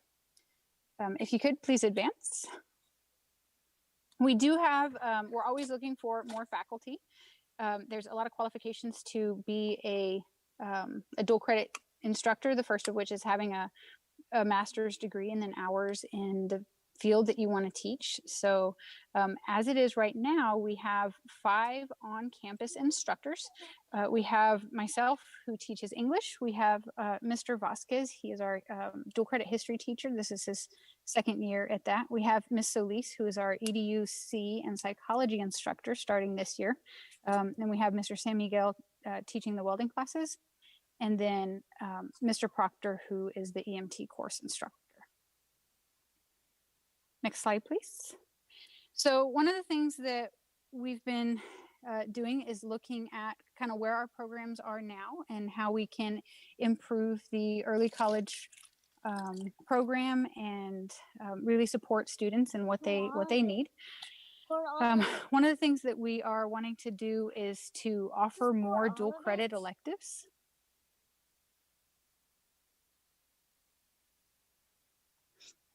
Sorry.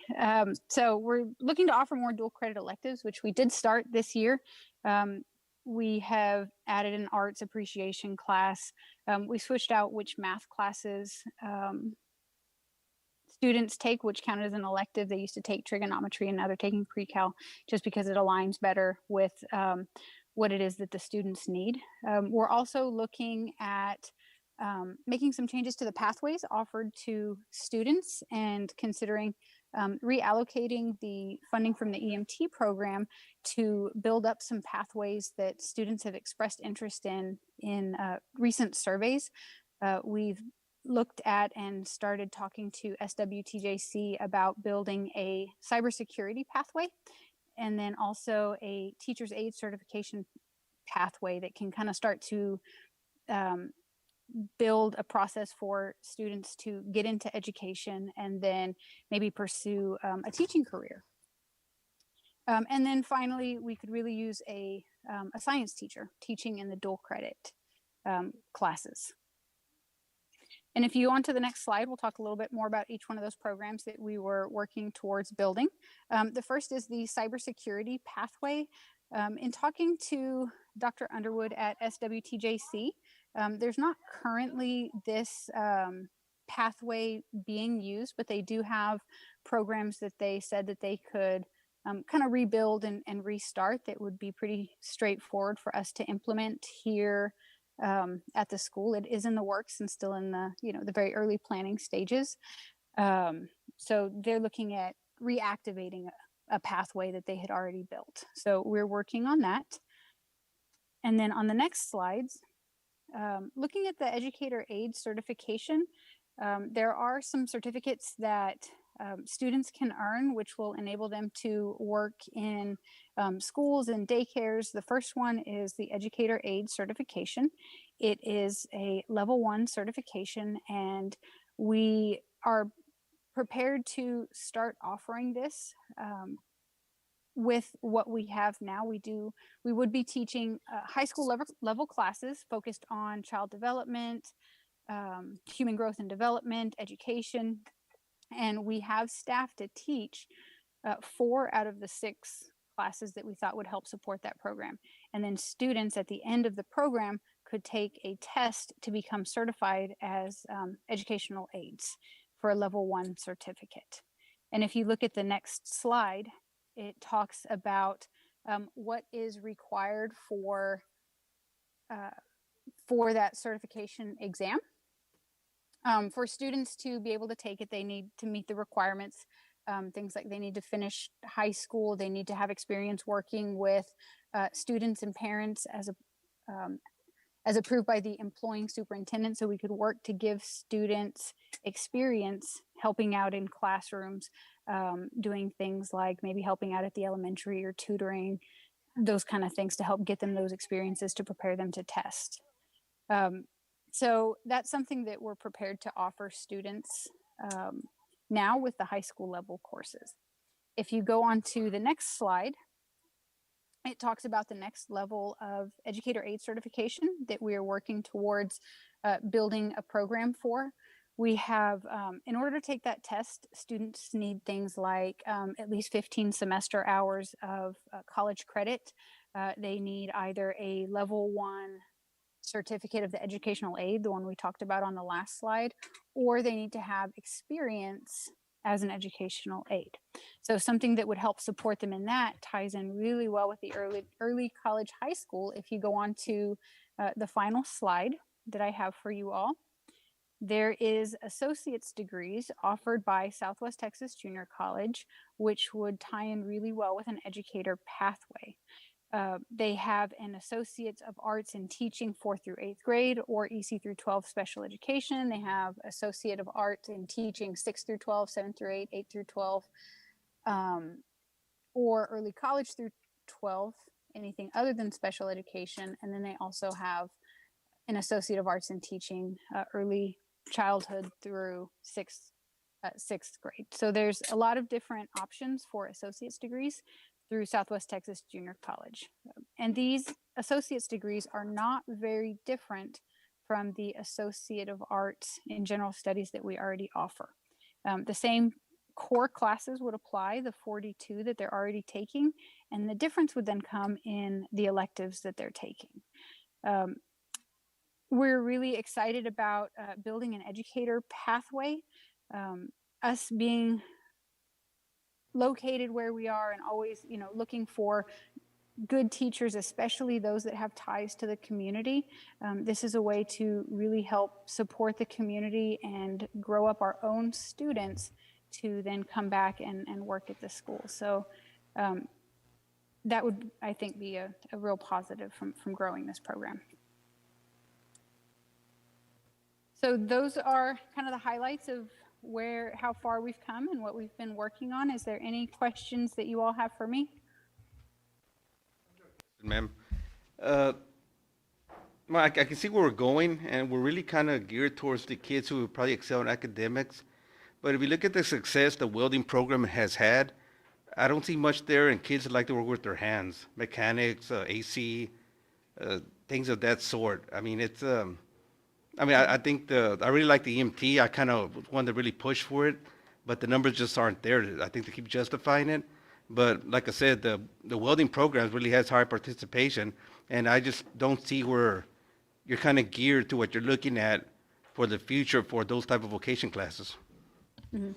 And I definitely see what you're saying. The welding program has been doing well, and we definitely want to continue to grow that. One of the things that we're really going to be looking for is next year to get as close to we can as we can on the cap for the welding program. We have, next year, we'll have 11 seniors, we'll have 11 juniors, and I'm hoping to get 12 sophomores that'll start the program and just continue to grow it, because I think that really is a positive of the program. It reaches different students than the associate's degree.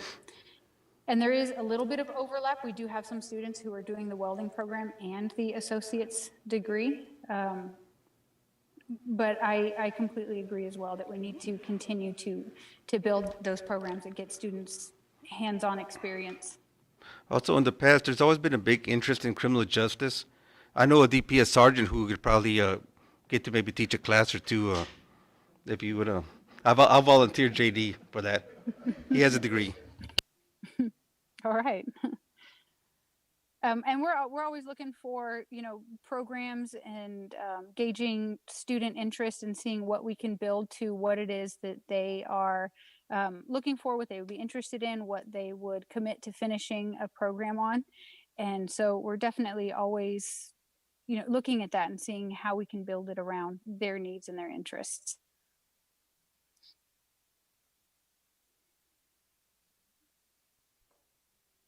Questions? No? Thank you. Thank you. Well, thank you all for having me, and y'all have a wonderful night.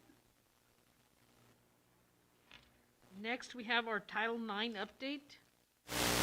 Yes, ma'am, Madam President, members of the board. Mrs. Carroll's going to give you just a brief update on our new federal regulations requiring Title IX updates to every school district and college in the country. These updates are pretty important, as we'll just need to inform all of our faculty and staff of the Title IX federal updates. All right, this presentation is included in your board packet, and it's basically just 4 slides, I believe, 4 or 5 slides, and it's definitely a broad overview. So again, Madam President, members of the board, and also Dr. Castro.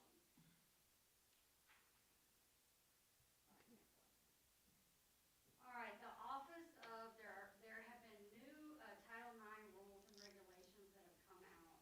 So the Office of Civil Rights has published new regulations that took effect August of 2020. And so districts are expected to update current policies, language that they have in employee and student handbooks, and then also identify and train staff that are going to deal with any Title IX grievances. Now, when you think of Title IX in the past, basically Title IX has said it prohibits discrimination on the basis of sex in any education program or activities that receive federal funds. So usually people would think of, we have to offer equal participation opportunities for boys and girls. And you would hear about it a lot in athletics, right, in the past. Well, what's new that's been added to this now is that it includes definitions for sexual harassment. And it includes it as being unlawful discrimination on the basis of sex. So it's not just going to be the unequal opportunities. They've added this to it. So this is why we're having to update our policies and procedures. All right, there were approved vendors that we could purchase our training from. And so we chose to go with the Eckelbaum, Wardell, Hansel, Powell, and Munoz. And so we purchased their training, and there were 3 webinars provided with this purchase.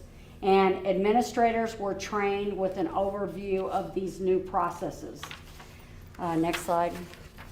Currently, I am the Title IX coordinator, and it is my role to receive any Title IX complaints, verify that all new regulation guidelines are completed, if any come up during this school year, and then also assure that the Title IX process is followed once complaints are received.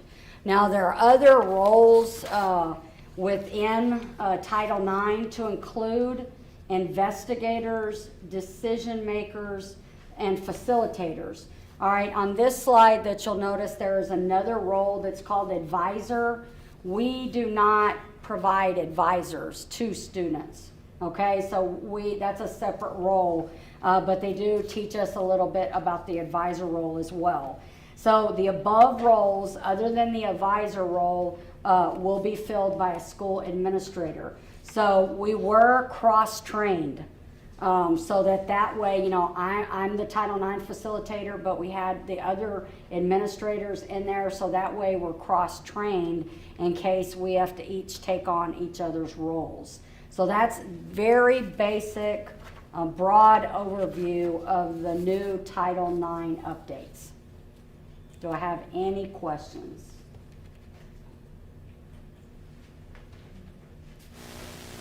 No questions? All right. Thank you, Mrs. Carroll. Thank you, Ms. Carroll.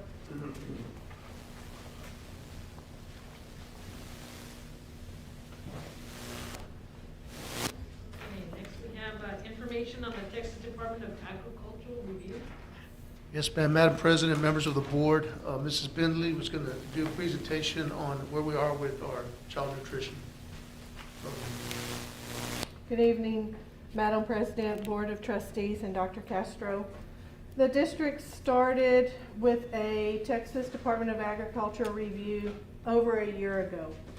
We started with the procurement, and also they did a review of our meal service, all our production records, etc. We were scheduled to complete that review last March. I think it was maybe like March 18th, and we all know kind of what happened at spring break. We never came back. So we did finish up that review. They did a virtual meal service at the high school. Steve walked around with an iPad so they could see everything that took place. And as far as that part of the house, there was one, it was I guess a finding, but not a finding, which we had already taken care of that last January on the meal price for adults.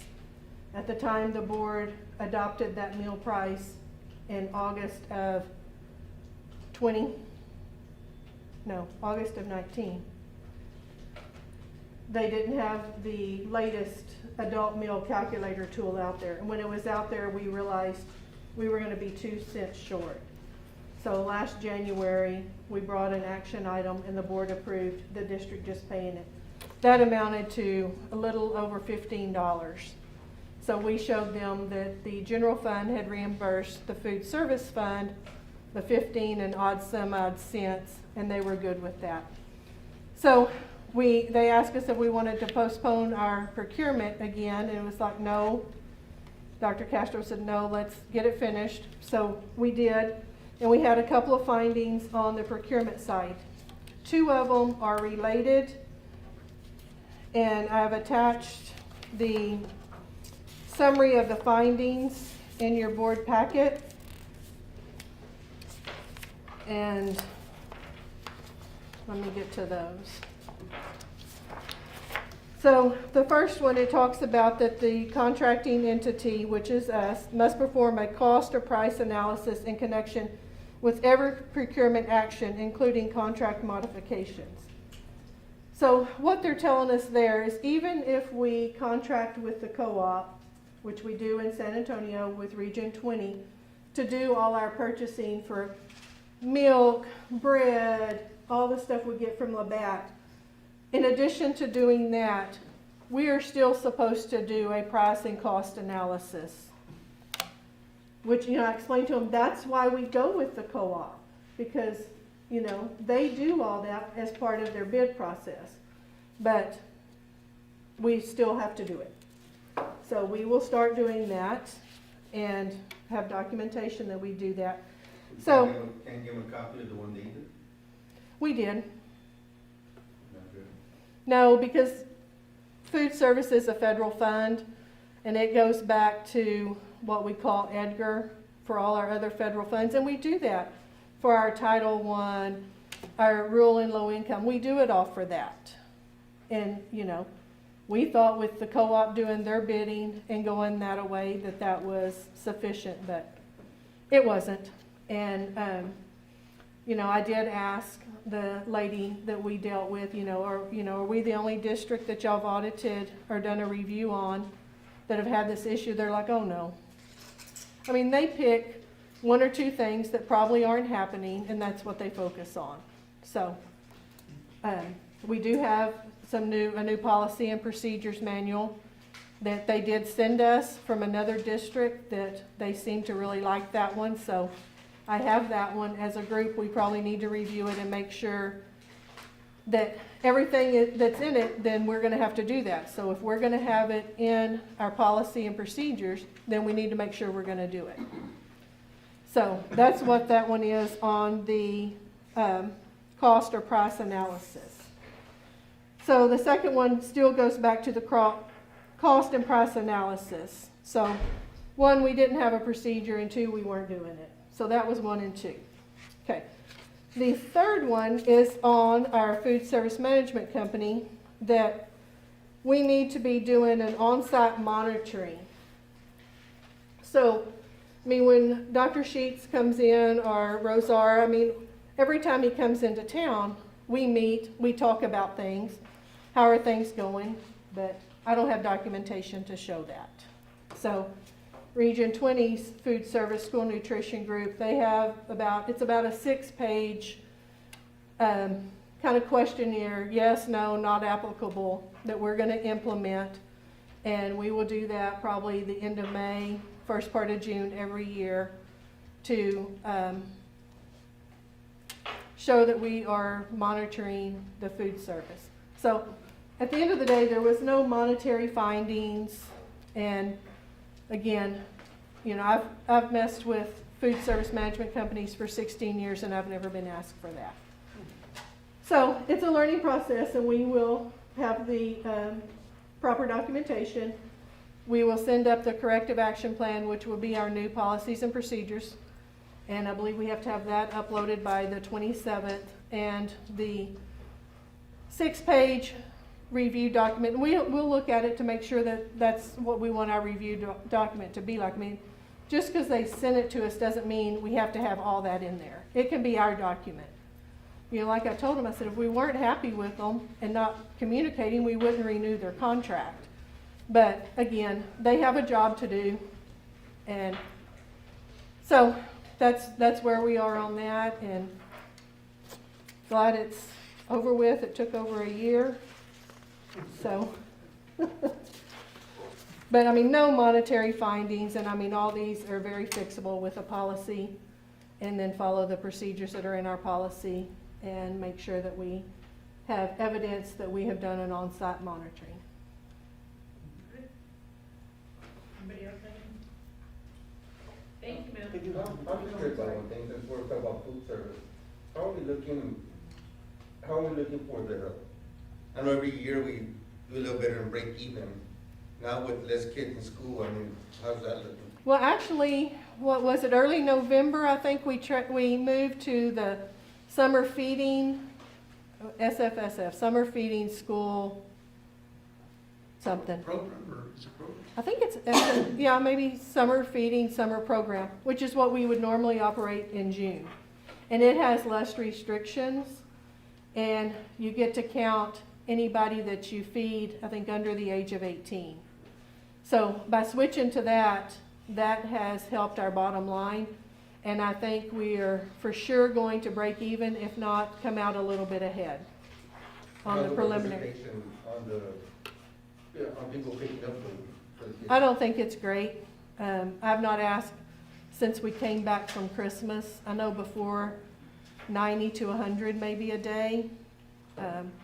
But, you know, if maybe after, you know, the holiday COVID stuff is over, hopefully we'll have more kids back in school, and that will help that as well. Even if they're in school, we still get to do the summer food. And it pays a little better, I believe, and has a little less restrictions. And we can look at the numbers more closely for you, sir. We even went as far as to do meal deliveries, and we let folks know, if you can't come, we will drive them to you. So even that participation was a lot lower than we'd hoped for, but we'll continue to monitor the numbers. Thank you. Yes. Thank you, Ms. Benjamin. Thank you, ma'am. Yes, Thank you. ma'am. Next, we have our superintendent's report, which is in your board packet, and the principal's report. Yes, ma'am. Thank you, Madam President, members of the board. We'll begin with elementary and then go into middle school and high school. Mr. Martinez? Madam President, members of the board, Dr. Castro, good evening. It's a pleasure to be here with you. We'll go over my report for this January. We will begin with enrollment. I know the numbers that you have before you. About 10 days ago, as we had an opportunity to come back after the winter break, we had a total enrollment of 419 students. Of those on that particular time period, 163 were in-school students and 256 were remote students. But I am happy to say that here as of today, the district did have the recommendation for students to enter into a remote status as we did come back after winter break, and with January 18th being a date that we would have students return back, recommending for students to return back to in-school student status. As of today, the numbers that we had were a total of 187 students in school, 233 students were remote for a total of 420 students. So that's about an increase of about 24 students from the count that we had about 10 days ago. We are having students, parents call in and let us know that they are going to be interested in returning back their students here. So we are anticipating climbing back up our numbers with in-school students. It has been a work in progress. One of the things that we have been doing is trying to make parents as comfortable as possible with sending their students back in, explaining to them the processes, and working with them, and above all, being flexible, understanding their needs, and making sure that we're trying to best service their student. What we have been seeing and what we've seen all along is the goal is to have the students in school as safely as we possibly can. We know that when we have the students in school, we have the greatest opportunity to best serve them academically. So that's what we're shooting for, of trying to have our numbers of in-school students continue to increase, but also operate in a safe manner as we go about our spring semester. So again, on the instructional side, we are continuing to offer both, again, the in-school and the remote options. As we have begun the second semester, our teaching staff is fully on the Canvas program. Canvas was a program, again, that we have bought into as a district. We did have a rollout with the initially starting on the Google Classroom as our learning management system, but now we are fully Canvas. Another feature that we have been utilizing on the elementary campus is the conference feature. That is something that very, very similar to what you would have either as a Zoom or a Google Meet, but it is a video conference feature in the Canvas program. Honestly, we have been trying it here as we've returned back after the winter break. We have seen some things that have been very positive with it, but we are still working through some of the kinks that we have for that conference feature. So we'll continue to work and make progress as we continue to utilize those features in the Canvas program. We are, again, continuing to record our lessons so that students that are not having the opportunity to attend a live opportunity session with their teachers are going to be able to utilize the video recordings at a later time that's more convenient for them and their parents. And we do also continue to offer tutoring assistance every Tuesday and Thursday after school in order to have students, if they need some extra support, to be able to continue to have that opportunity. Instructionally, again, we are at a midpoint of our year. We are conducting middle of the year assessments currently with our computer programs that we have. We are continuing to get that data and incorporating it into our interventions and also our daily instruction as we continue to move on through the spring semester. And also instructionally with the T-test appraisal system that we have currently in place in the district, administrators and teachers have completed the first round of appraisals here throughout the fall semester. We are well underway with the second half of the year, and we still do have one unannounced observation here to complete with all of our teachers in the spring semester. Operationally, on the health and safety side, we are happy to say that as the elementary campus, we are the central hub for our COVID-19 testing for students and staff members out the district. My hat's off to the nursing department that we have been able to accommodate the district testing on our campus. And again, we are continuing to encourage all staff members to continue to test weekly in order to make sure that we do have the safest possible environment for all of our students and staff members. And again, that is also open to students, as we are seeing more and more of our students being able to take advantage of the testing that we offer as well. Just continuing to utilize the resources that we have, making sure that we are having the safest possible environment, and we're not continuing to have any possible spread of any viruses at the schoolhouse. So again, we're continuing to use that. And again, the day-to-day, continue to clean and disinfect throughout the campuses. Our custodians have been doing a wonderful job, a fantastic job actually, of maintaining the cleanliness and the sanitization of the campus. Encouraging all students and staff members to wear masks. Again, students and staff members have been doing awesome, bringing in their mask, and those that happen to need a mask, we are continuing to offer them that daily. But again, those numbers are just becoming few and far between. Students and staff members are doing their part in making sure that they are having those things. And then also offering alternatives to our smaller age children, the mask, if they would like. Also, in addition to masks, we do also have face shields that we offer for our students and our staff members. So that's another option that we have as an extra layer of protection. Continuing to practice social distancing. Again, we have markers all throughout the campus, reminders every day on the announcements. We continue to reiterate those things, practicing social distancing, hand sanitizer stations and hand washing practices are again constantly reinforced, and also implementing daily with every single classroom desk shields in the classroom to provide another extra layer of safety and protection.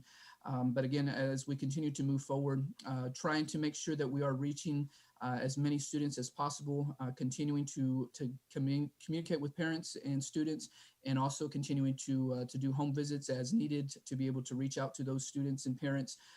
Once again, I mean, one of the things we want to project is that we want to make sure that our students, our needs are getting met.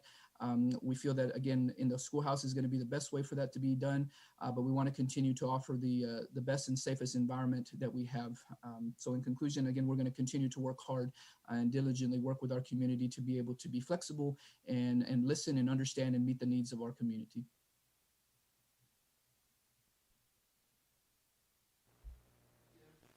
Thank you so much. Ms. Harris?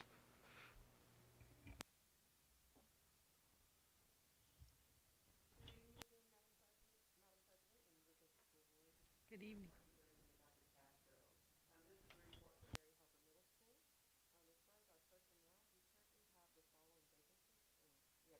Middle school math and middle school ELAR. As far as our procedures, teachers are holding live remote instructional sessions during scheduled times. This is to support the increase in remote learners after the December holidays.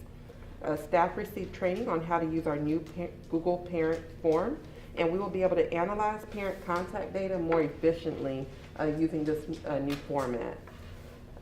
As far as curriculum instruction, the MHMS leadership team provided staff development on Monday, January 4th, and the training included Eduphoria, special education accommodations and modifications, Be That Kid, Marquez Reading, Jamboards, and Abbott-Wickard methodologies. Follow-up sessions for professional development will be held during our PLCs. We are excited to announce that Mary Harper has been named an Abbott School-Wide Site of Distinction for the 2020-2021 school year. This is based upon an application that they submitted last spring. Over the past 3 years, the teachers have worked towards closing the achievement gap by implementing Abbott strategies across classrooms. This school year, we've been implementing Abbott note-taking, Costas levels of questioning, and Wickard methodologies. And students are engaged in daily learning activities, which our teachers have embedded these techniques. This is definitely a huge accomplishment for our staff. In particular, we have 2 staff members that have been working hard towards this goal, Mr. Jose Alfaro, our Abbott campus coordinator, and Ms. Janelle Ortega, our instructional coach. As far as our financial budget, budget training and review was conducted with myself and Ms. Bindley this month, and I did attend certification for TPES through Educational Center Region 20. Purchase orders are reviewed and approved based upon campus need and relevance to state standards. On the next page, you'll see our special programs data, and that just gives an overview of where our campus is at as far as special programs. GT, we have 15 students, LEP 15, special ed, we have 56, 504, we have 21, and dyslexia 8. And then you'll notice there we did list some pictures there for the Abbott School-Wide Site of Distinction. Are there any questions for me?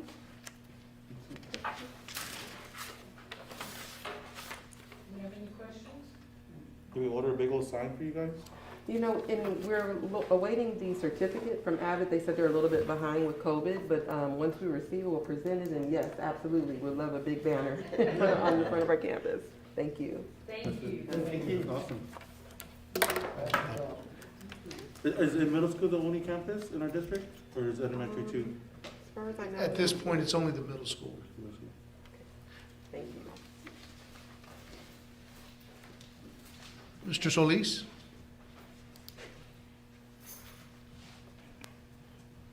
Good evening, Madam President, school board members, Dr. Castro. Nice to see you again.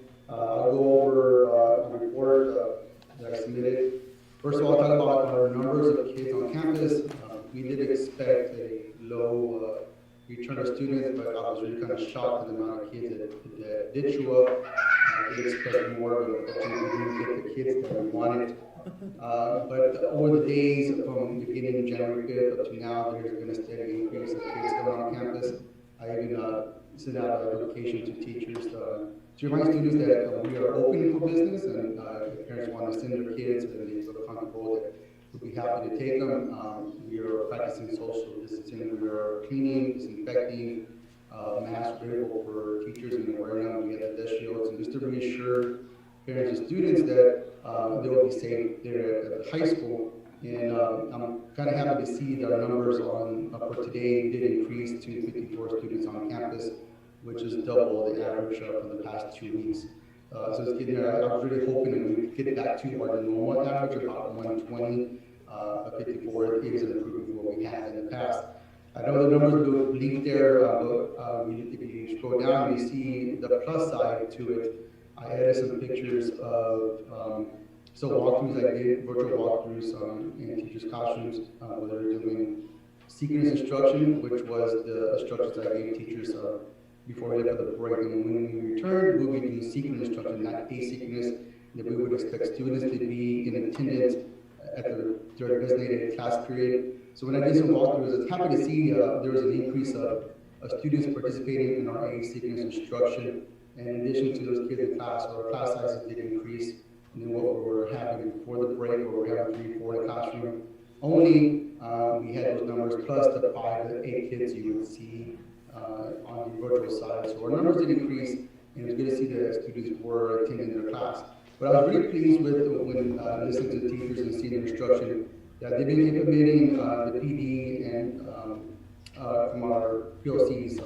We've been focusing a lot on effective questioning and question alignment to the instruction. And I was very pleased to see teachers actually implementing those strategies, using cost levels question stems, asking more analytical questions, asking more compare and contrast questions, getting more feedback from students, and doing less direct teaching, but asking more questions, getting more feedback from them. So I was really pleased that they're retaking those suggestions and implementing in the classroom. The next thing I want to show you, or talk about at the end, is another success, another half point with DHS is our AD RO. You see that the names listed there, those names will be going out to the paper, but it's going to kind of highlight and kind of convert that to percentages, because those look better in percentage other than looking at names. And looking at the seniors, 47% of our seniors made the A honor roll, A honor roll, which is really great job for them. For the juniors, we're looking at 37% of our students making an A honor roll, A honor roll. For 10th graders, we're at 33%, and 9th graders, we're at 35%. So pretty good percentages for making the A honor roll for our grade levels, so I was very pleased with that.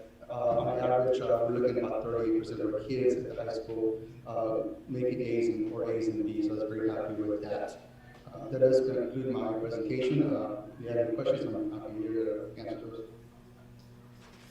Anybody have any questions for Mr. Solis? Thank you, sir. Thank you. Thank you. Next, we have our transportation facilities in the board packet. Sir, you wanna- Yes, ma'am. Madam President, members of the board, just a few brief highlights. The transportation are just the general maintenance items for bus, et cetera. On the facilities piece, since that report was done and put into your board packet, there's just a couple of brief updates to include the automated logic work for the upgraded server for the Mary Harper Middle School. That work is complete and it's been tested, and the test and balance is complete and is working. So we have now received the warranties for all the work for the new HVAC units. I'll be having a final conversation with our attorneys and then moving forward in the release of the funds and being done with that project. So I did want to point that piece out. Work on the softball and baseball field.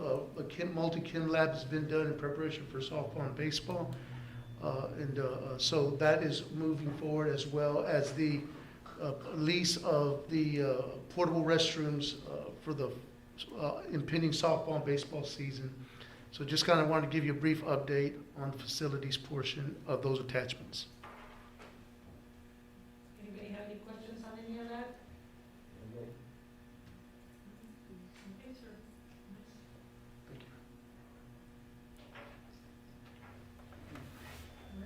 you. Did you have a question? Next, we have our consent agenda, also in your board packet.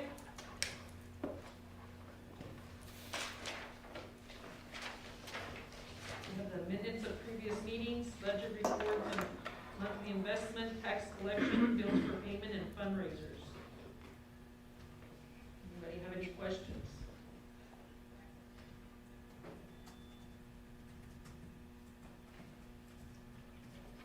If not, do I hear a motion?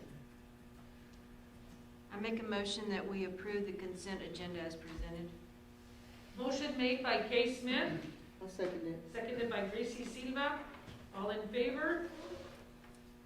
None opposed. Motion carries. Next, we have action items, the TASB policy update 116, affecting local policies, CQB, DCD, FFAC, and GKA. Madam President, members of the board, TASB update policy 116 is it's pretty basic. This is just pretty much a language cleanup under CQB local. Under training, the words just changed slightly to from each district employee and board member shall annually complete to determine the cybersecurity training program to be annually completed. So essentially for CQB, as you can see there, it's just basic language change and updates. There's no substantive material change under CQB local. Under DCD local, again, it's nothing material or substantive. It is just simply a wordsmithing, if you will. Under appeal to the board, employees' right to appeal, it says appeal of employment actions, so it just basically changes wording. And then a dismissed employee may appeal the dismissal in accordance, it takes out request to be heard by the board to appeal the dismissal in accordance with DVG local. And then the biggest change was under FFAC local, where essentially 4 sections under wellness and health services and medical treatment have been stricken and replaced on the back end with just medical treatment. And it essentially just summarized all the previous language for student illness, accidents, emergency treatment forms, purchasing medications, and essentially summarized it to medical treatment. A student's parents, legal guardian, or other personnel having lawful control shall annually complete and sign the form for emergency information, etc. So again, as you can see, for update policy 116 local from TASB, no substantive or material changes, but really more wordsmithing and cleaning up and summarizing language for efficiency. We do need board action to approve the update of this board policy for local update. Okay, that being said, do I hear a motion? Yeah, I'm filling it out now. Make a motion to approve the changes to Dilley ISD board policy as identified in tab D policy update 116, including local policies CQB, DCB, DCD, FFAC, and GKA. Motion's been made by J.D. Rodriguez, I second it. seconded by Kay Smith. All in favor? None opposed, motion carries. Next item is considered possible action regarding adoption of resolution to allow for leave due to COVID-19 related reasons. Yes, ma'am.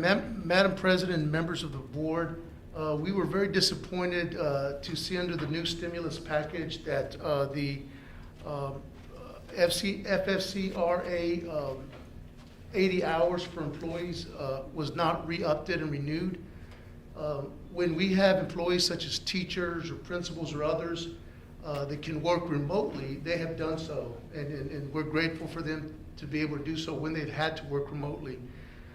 There are individuals in our district that are not as lucky, such as custodians, clerks, and other hourlies who, if you have to be at home, you don't get paid and you lose out. So again, we're disappointed the federal government opted not to renew that. So tonight, we're asking your consideration in allowing us to provide that 80 hours with a little bit of restriction. So I'm going to ask Mrs. Bindley to give us an update on this request of you. All right. In your packet, just a brief amount. So far through December 12th, the district had paid out nearly $9,000 to staff members so that they didn't have to take their own leave. Hourly, which would be your custodians and food service, maintenance and grounds, nearly 2,800. Paraprofessional, which could be some aides, maybe campus secretarial staff, etc., was right at 3,000, and professional was about 3,200. And again, the professional, there were some that maybe had tested positive for COVID and didn't really feel like doing remote teaching. So that's how much we have spent through December 12th. Okay, I believe when we went through this, I've got the resolutions. I think we left it pretty much the same, except talking about if the children went to a daycare outside of the district that was closed for COVID, that we would not, right now, the way the emergency paid sick leave is if you have a child that goes to a school that closes or a daycare that closes, then you could get up to 2/3 pay.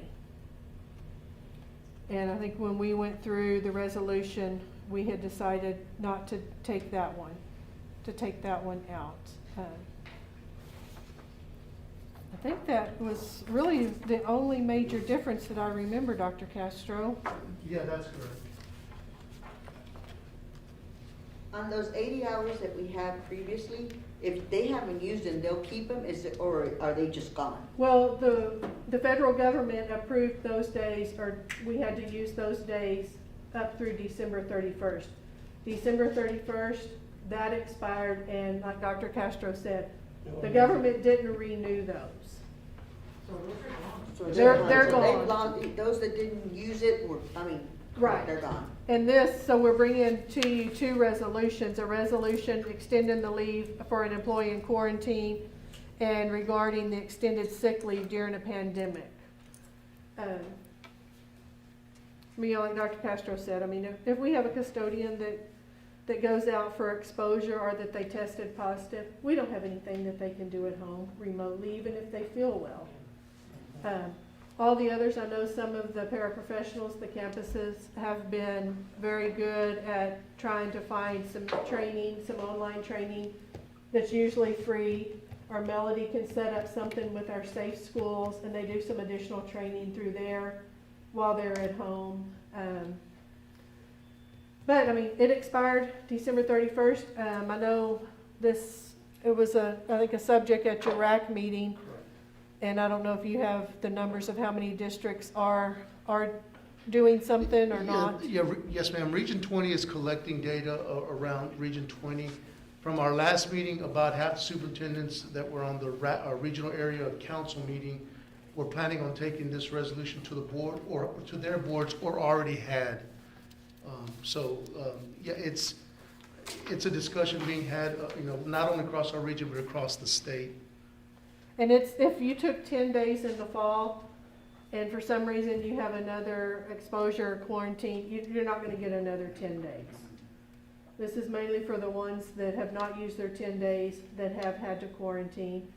And unfortunately, when we returned back January 4th and 5th, we've had some that have had to quarantine, either because they've tested positive or, whatever reason. And right now, if they're going to get paid, they have to use their state and local days. And if they don't have any, then they won't get compensated. So if someone was quarantined in the fall, then they don't qualify for this emergency leave? Just the ones that haven't used it. Yeah, the way the government had approved it is it was strictly in 80 hours, unless you were doing their school and you had to stay home, and then that would go to 2/3 pay. That's also kind of a big hit on the school districts, since they have decided not to continue with that, because then that means the school districts have to pick up that, and if this continues. Well, I mean, we paid that anyway. I mean, they're not giving us money for that. The $9,000 that we paid in the fall, I mean, we paid that anyway. I mean, the government's not gonna reimburse me that $9,000. Under the CARES Act? No.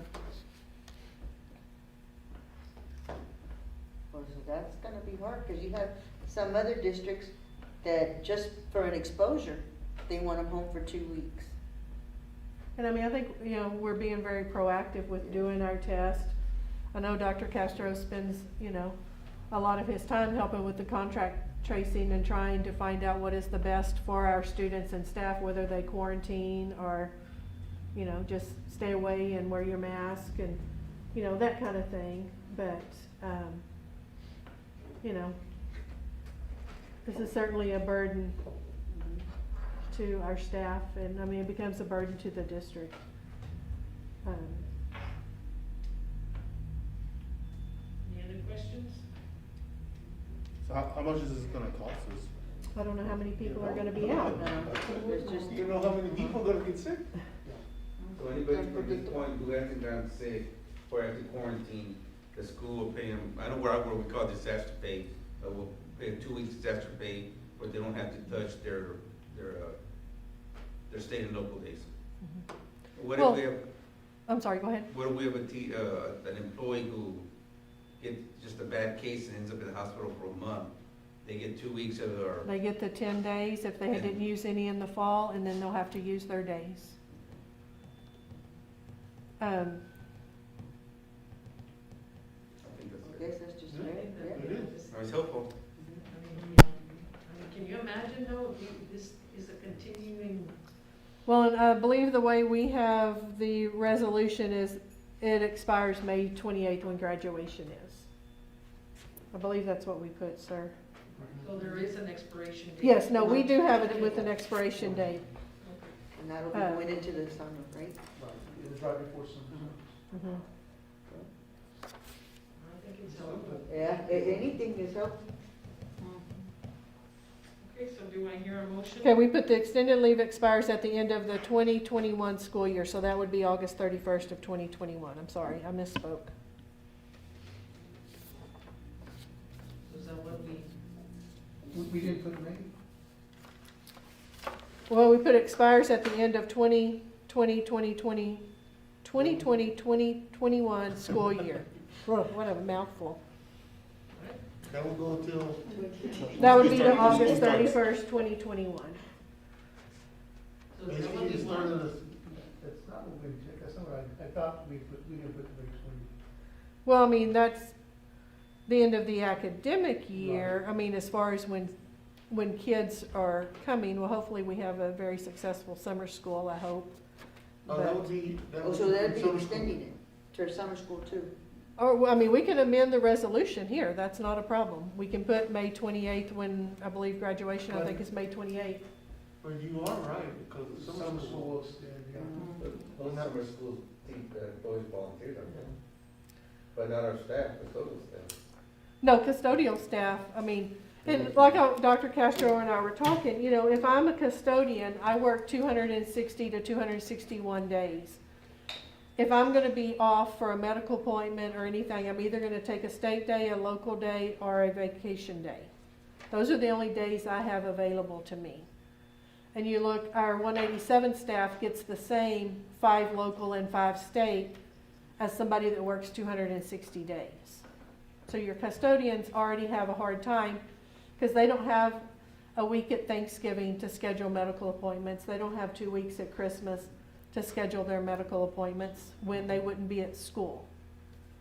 Because if they're not working, they've either got to be on local leave, state leave, or vacation, or they don't get paid for the day. So, I mean, I think we're hoping that the vaccine is pretty much made its way by mid-spring, mid to late spring, and hopefully this is mitigated by the vaccine, but I mean, you have no way of knowing. But even with the vaccine, if you've been positive, you have to wait 90 days to even take it, the first session. So you're still, Not that true. But some of our staff members are not eligible to get the vaccine right now. Correct. well, that's what I mean, yeah. Yeah. So what happens like in, let's just say in April, or the vaccine's available to our staff members, but they don't wanna take it? We're still gonna allow them to get 80 hours emergency leave, even though they refuse to take the vaccine? Yeah, that's a good question. If at some point in late March, early April, it becomes widespread, it would probably be prudent for us to revisit it and see if we want to amend our current action. This resolution we're about to pass? Yes, sir. And we'll be able to do that? Absolutely, at the board's discretion, for sure. Yeah, because it's kind of hard to gauge it right now. We don't know where we're going with all this. And like you pointed out, there may be lots of people that they don't want to do it, and this still continues. Yeah. Alrighty, any other questions?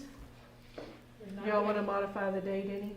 Well, are you okay with No. with leaving it as is? Especially summer school, I recommend we keep the summer. Yes. Alrighty. Do I hear a motion?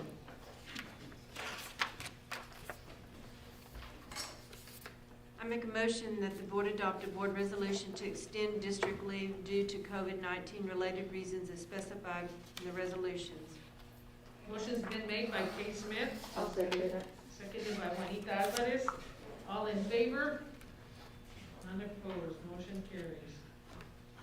Thank you, Ms. Bentley. Thank you all, board. Thank you, ma'am. Next, we have adopt Dilley ISD's district goals, also in your board packet. Yes, ma'am. Madam President, members of the board, the district goals we covered at our last meeting. House Bill 3 does require our district and every district in the state to adopt annually in May, by January rather, annual 5-year district goals. So again, the same presentation we gave before, just asking you to formally adopt them tonight. Anybody have any questions?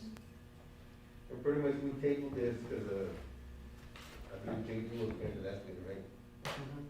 2 minutes before that, no? For 2 meetings. This is the ones we went over last time. Correct. Oh, so you were here when we went over? Not the second time we did, you guys did, yes, right? The correct? That's correct, we've done it twice, and we're in the second.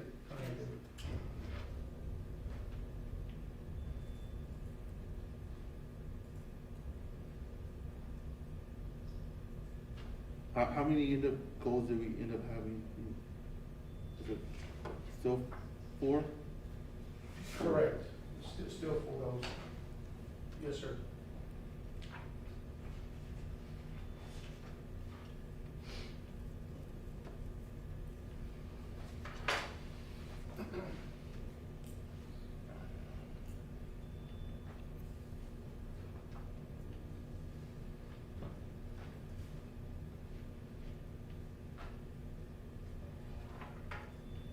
Anybody have any questions?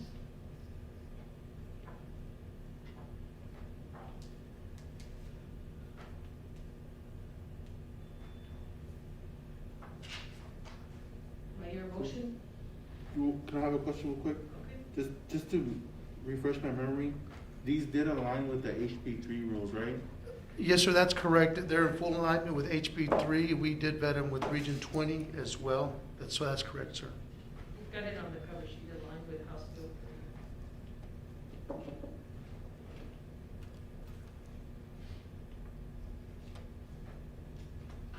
Any other questions?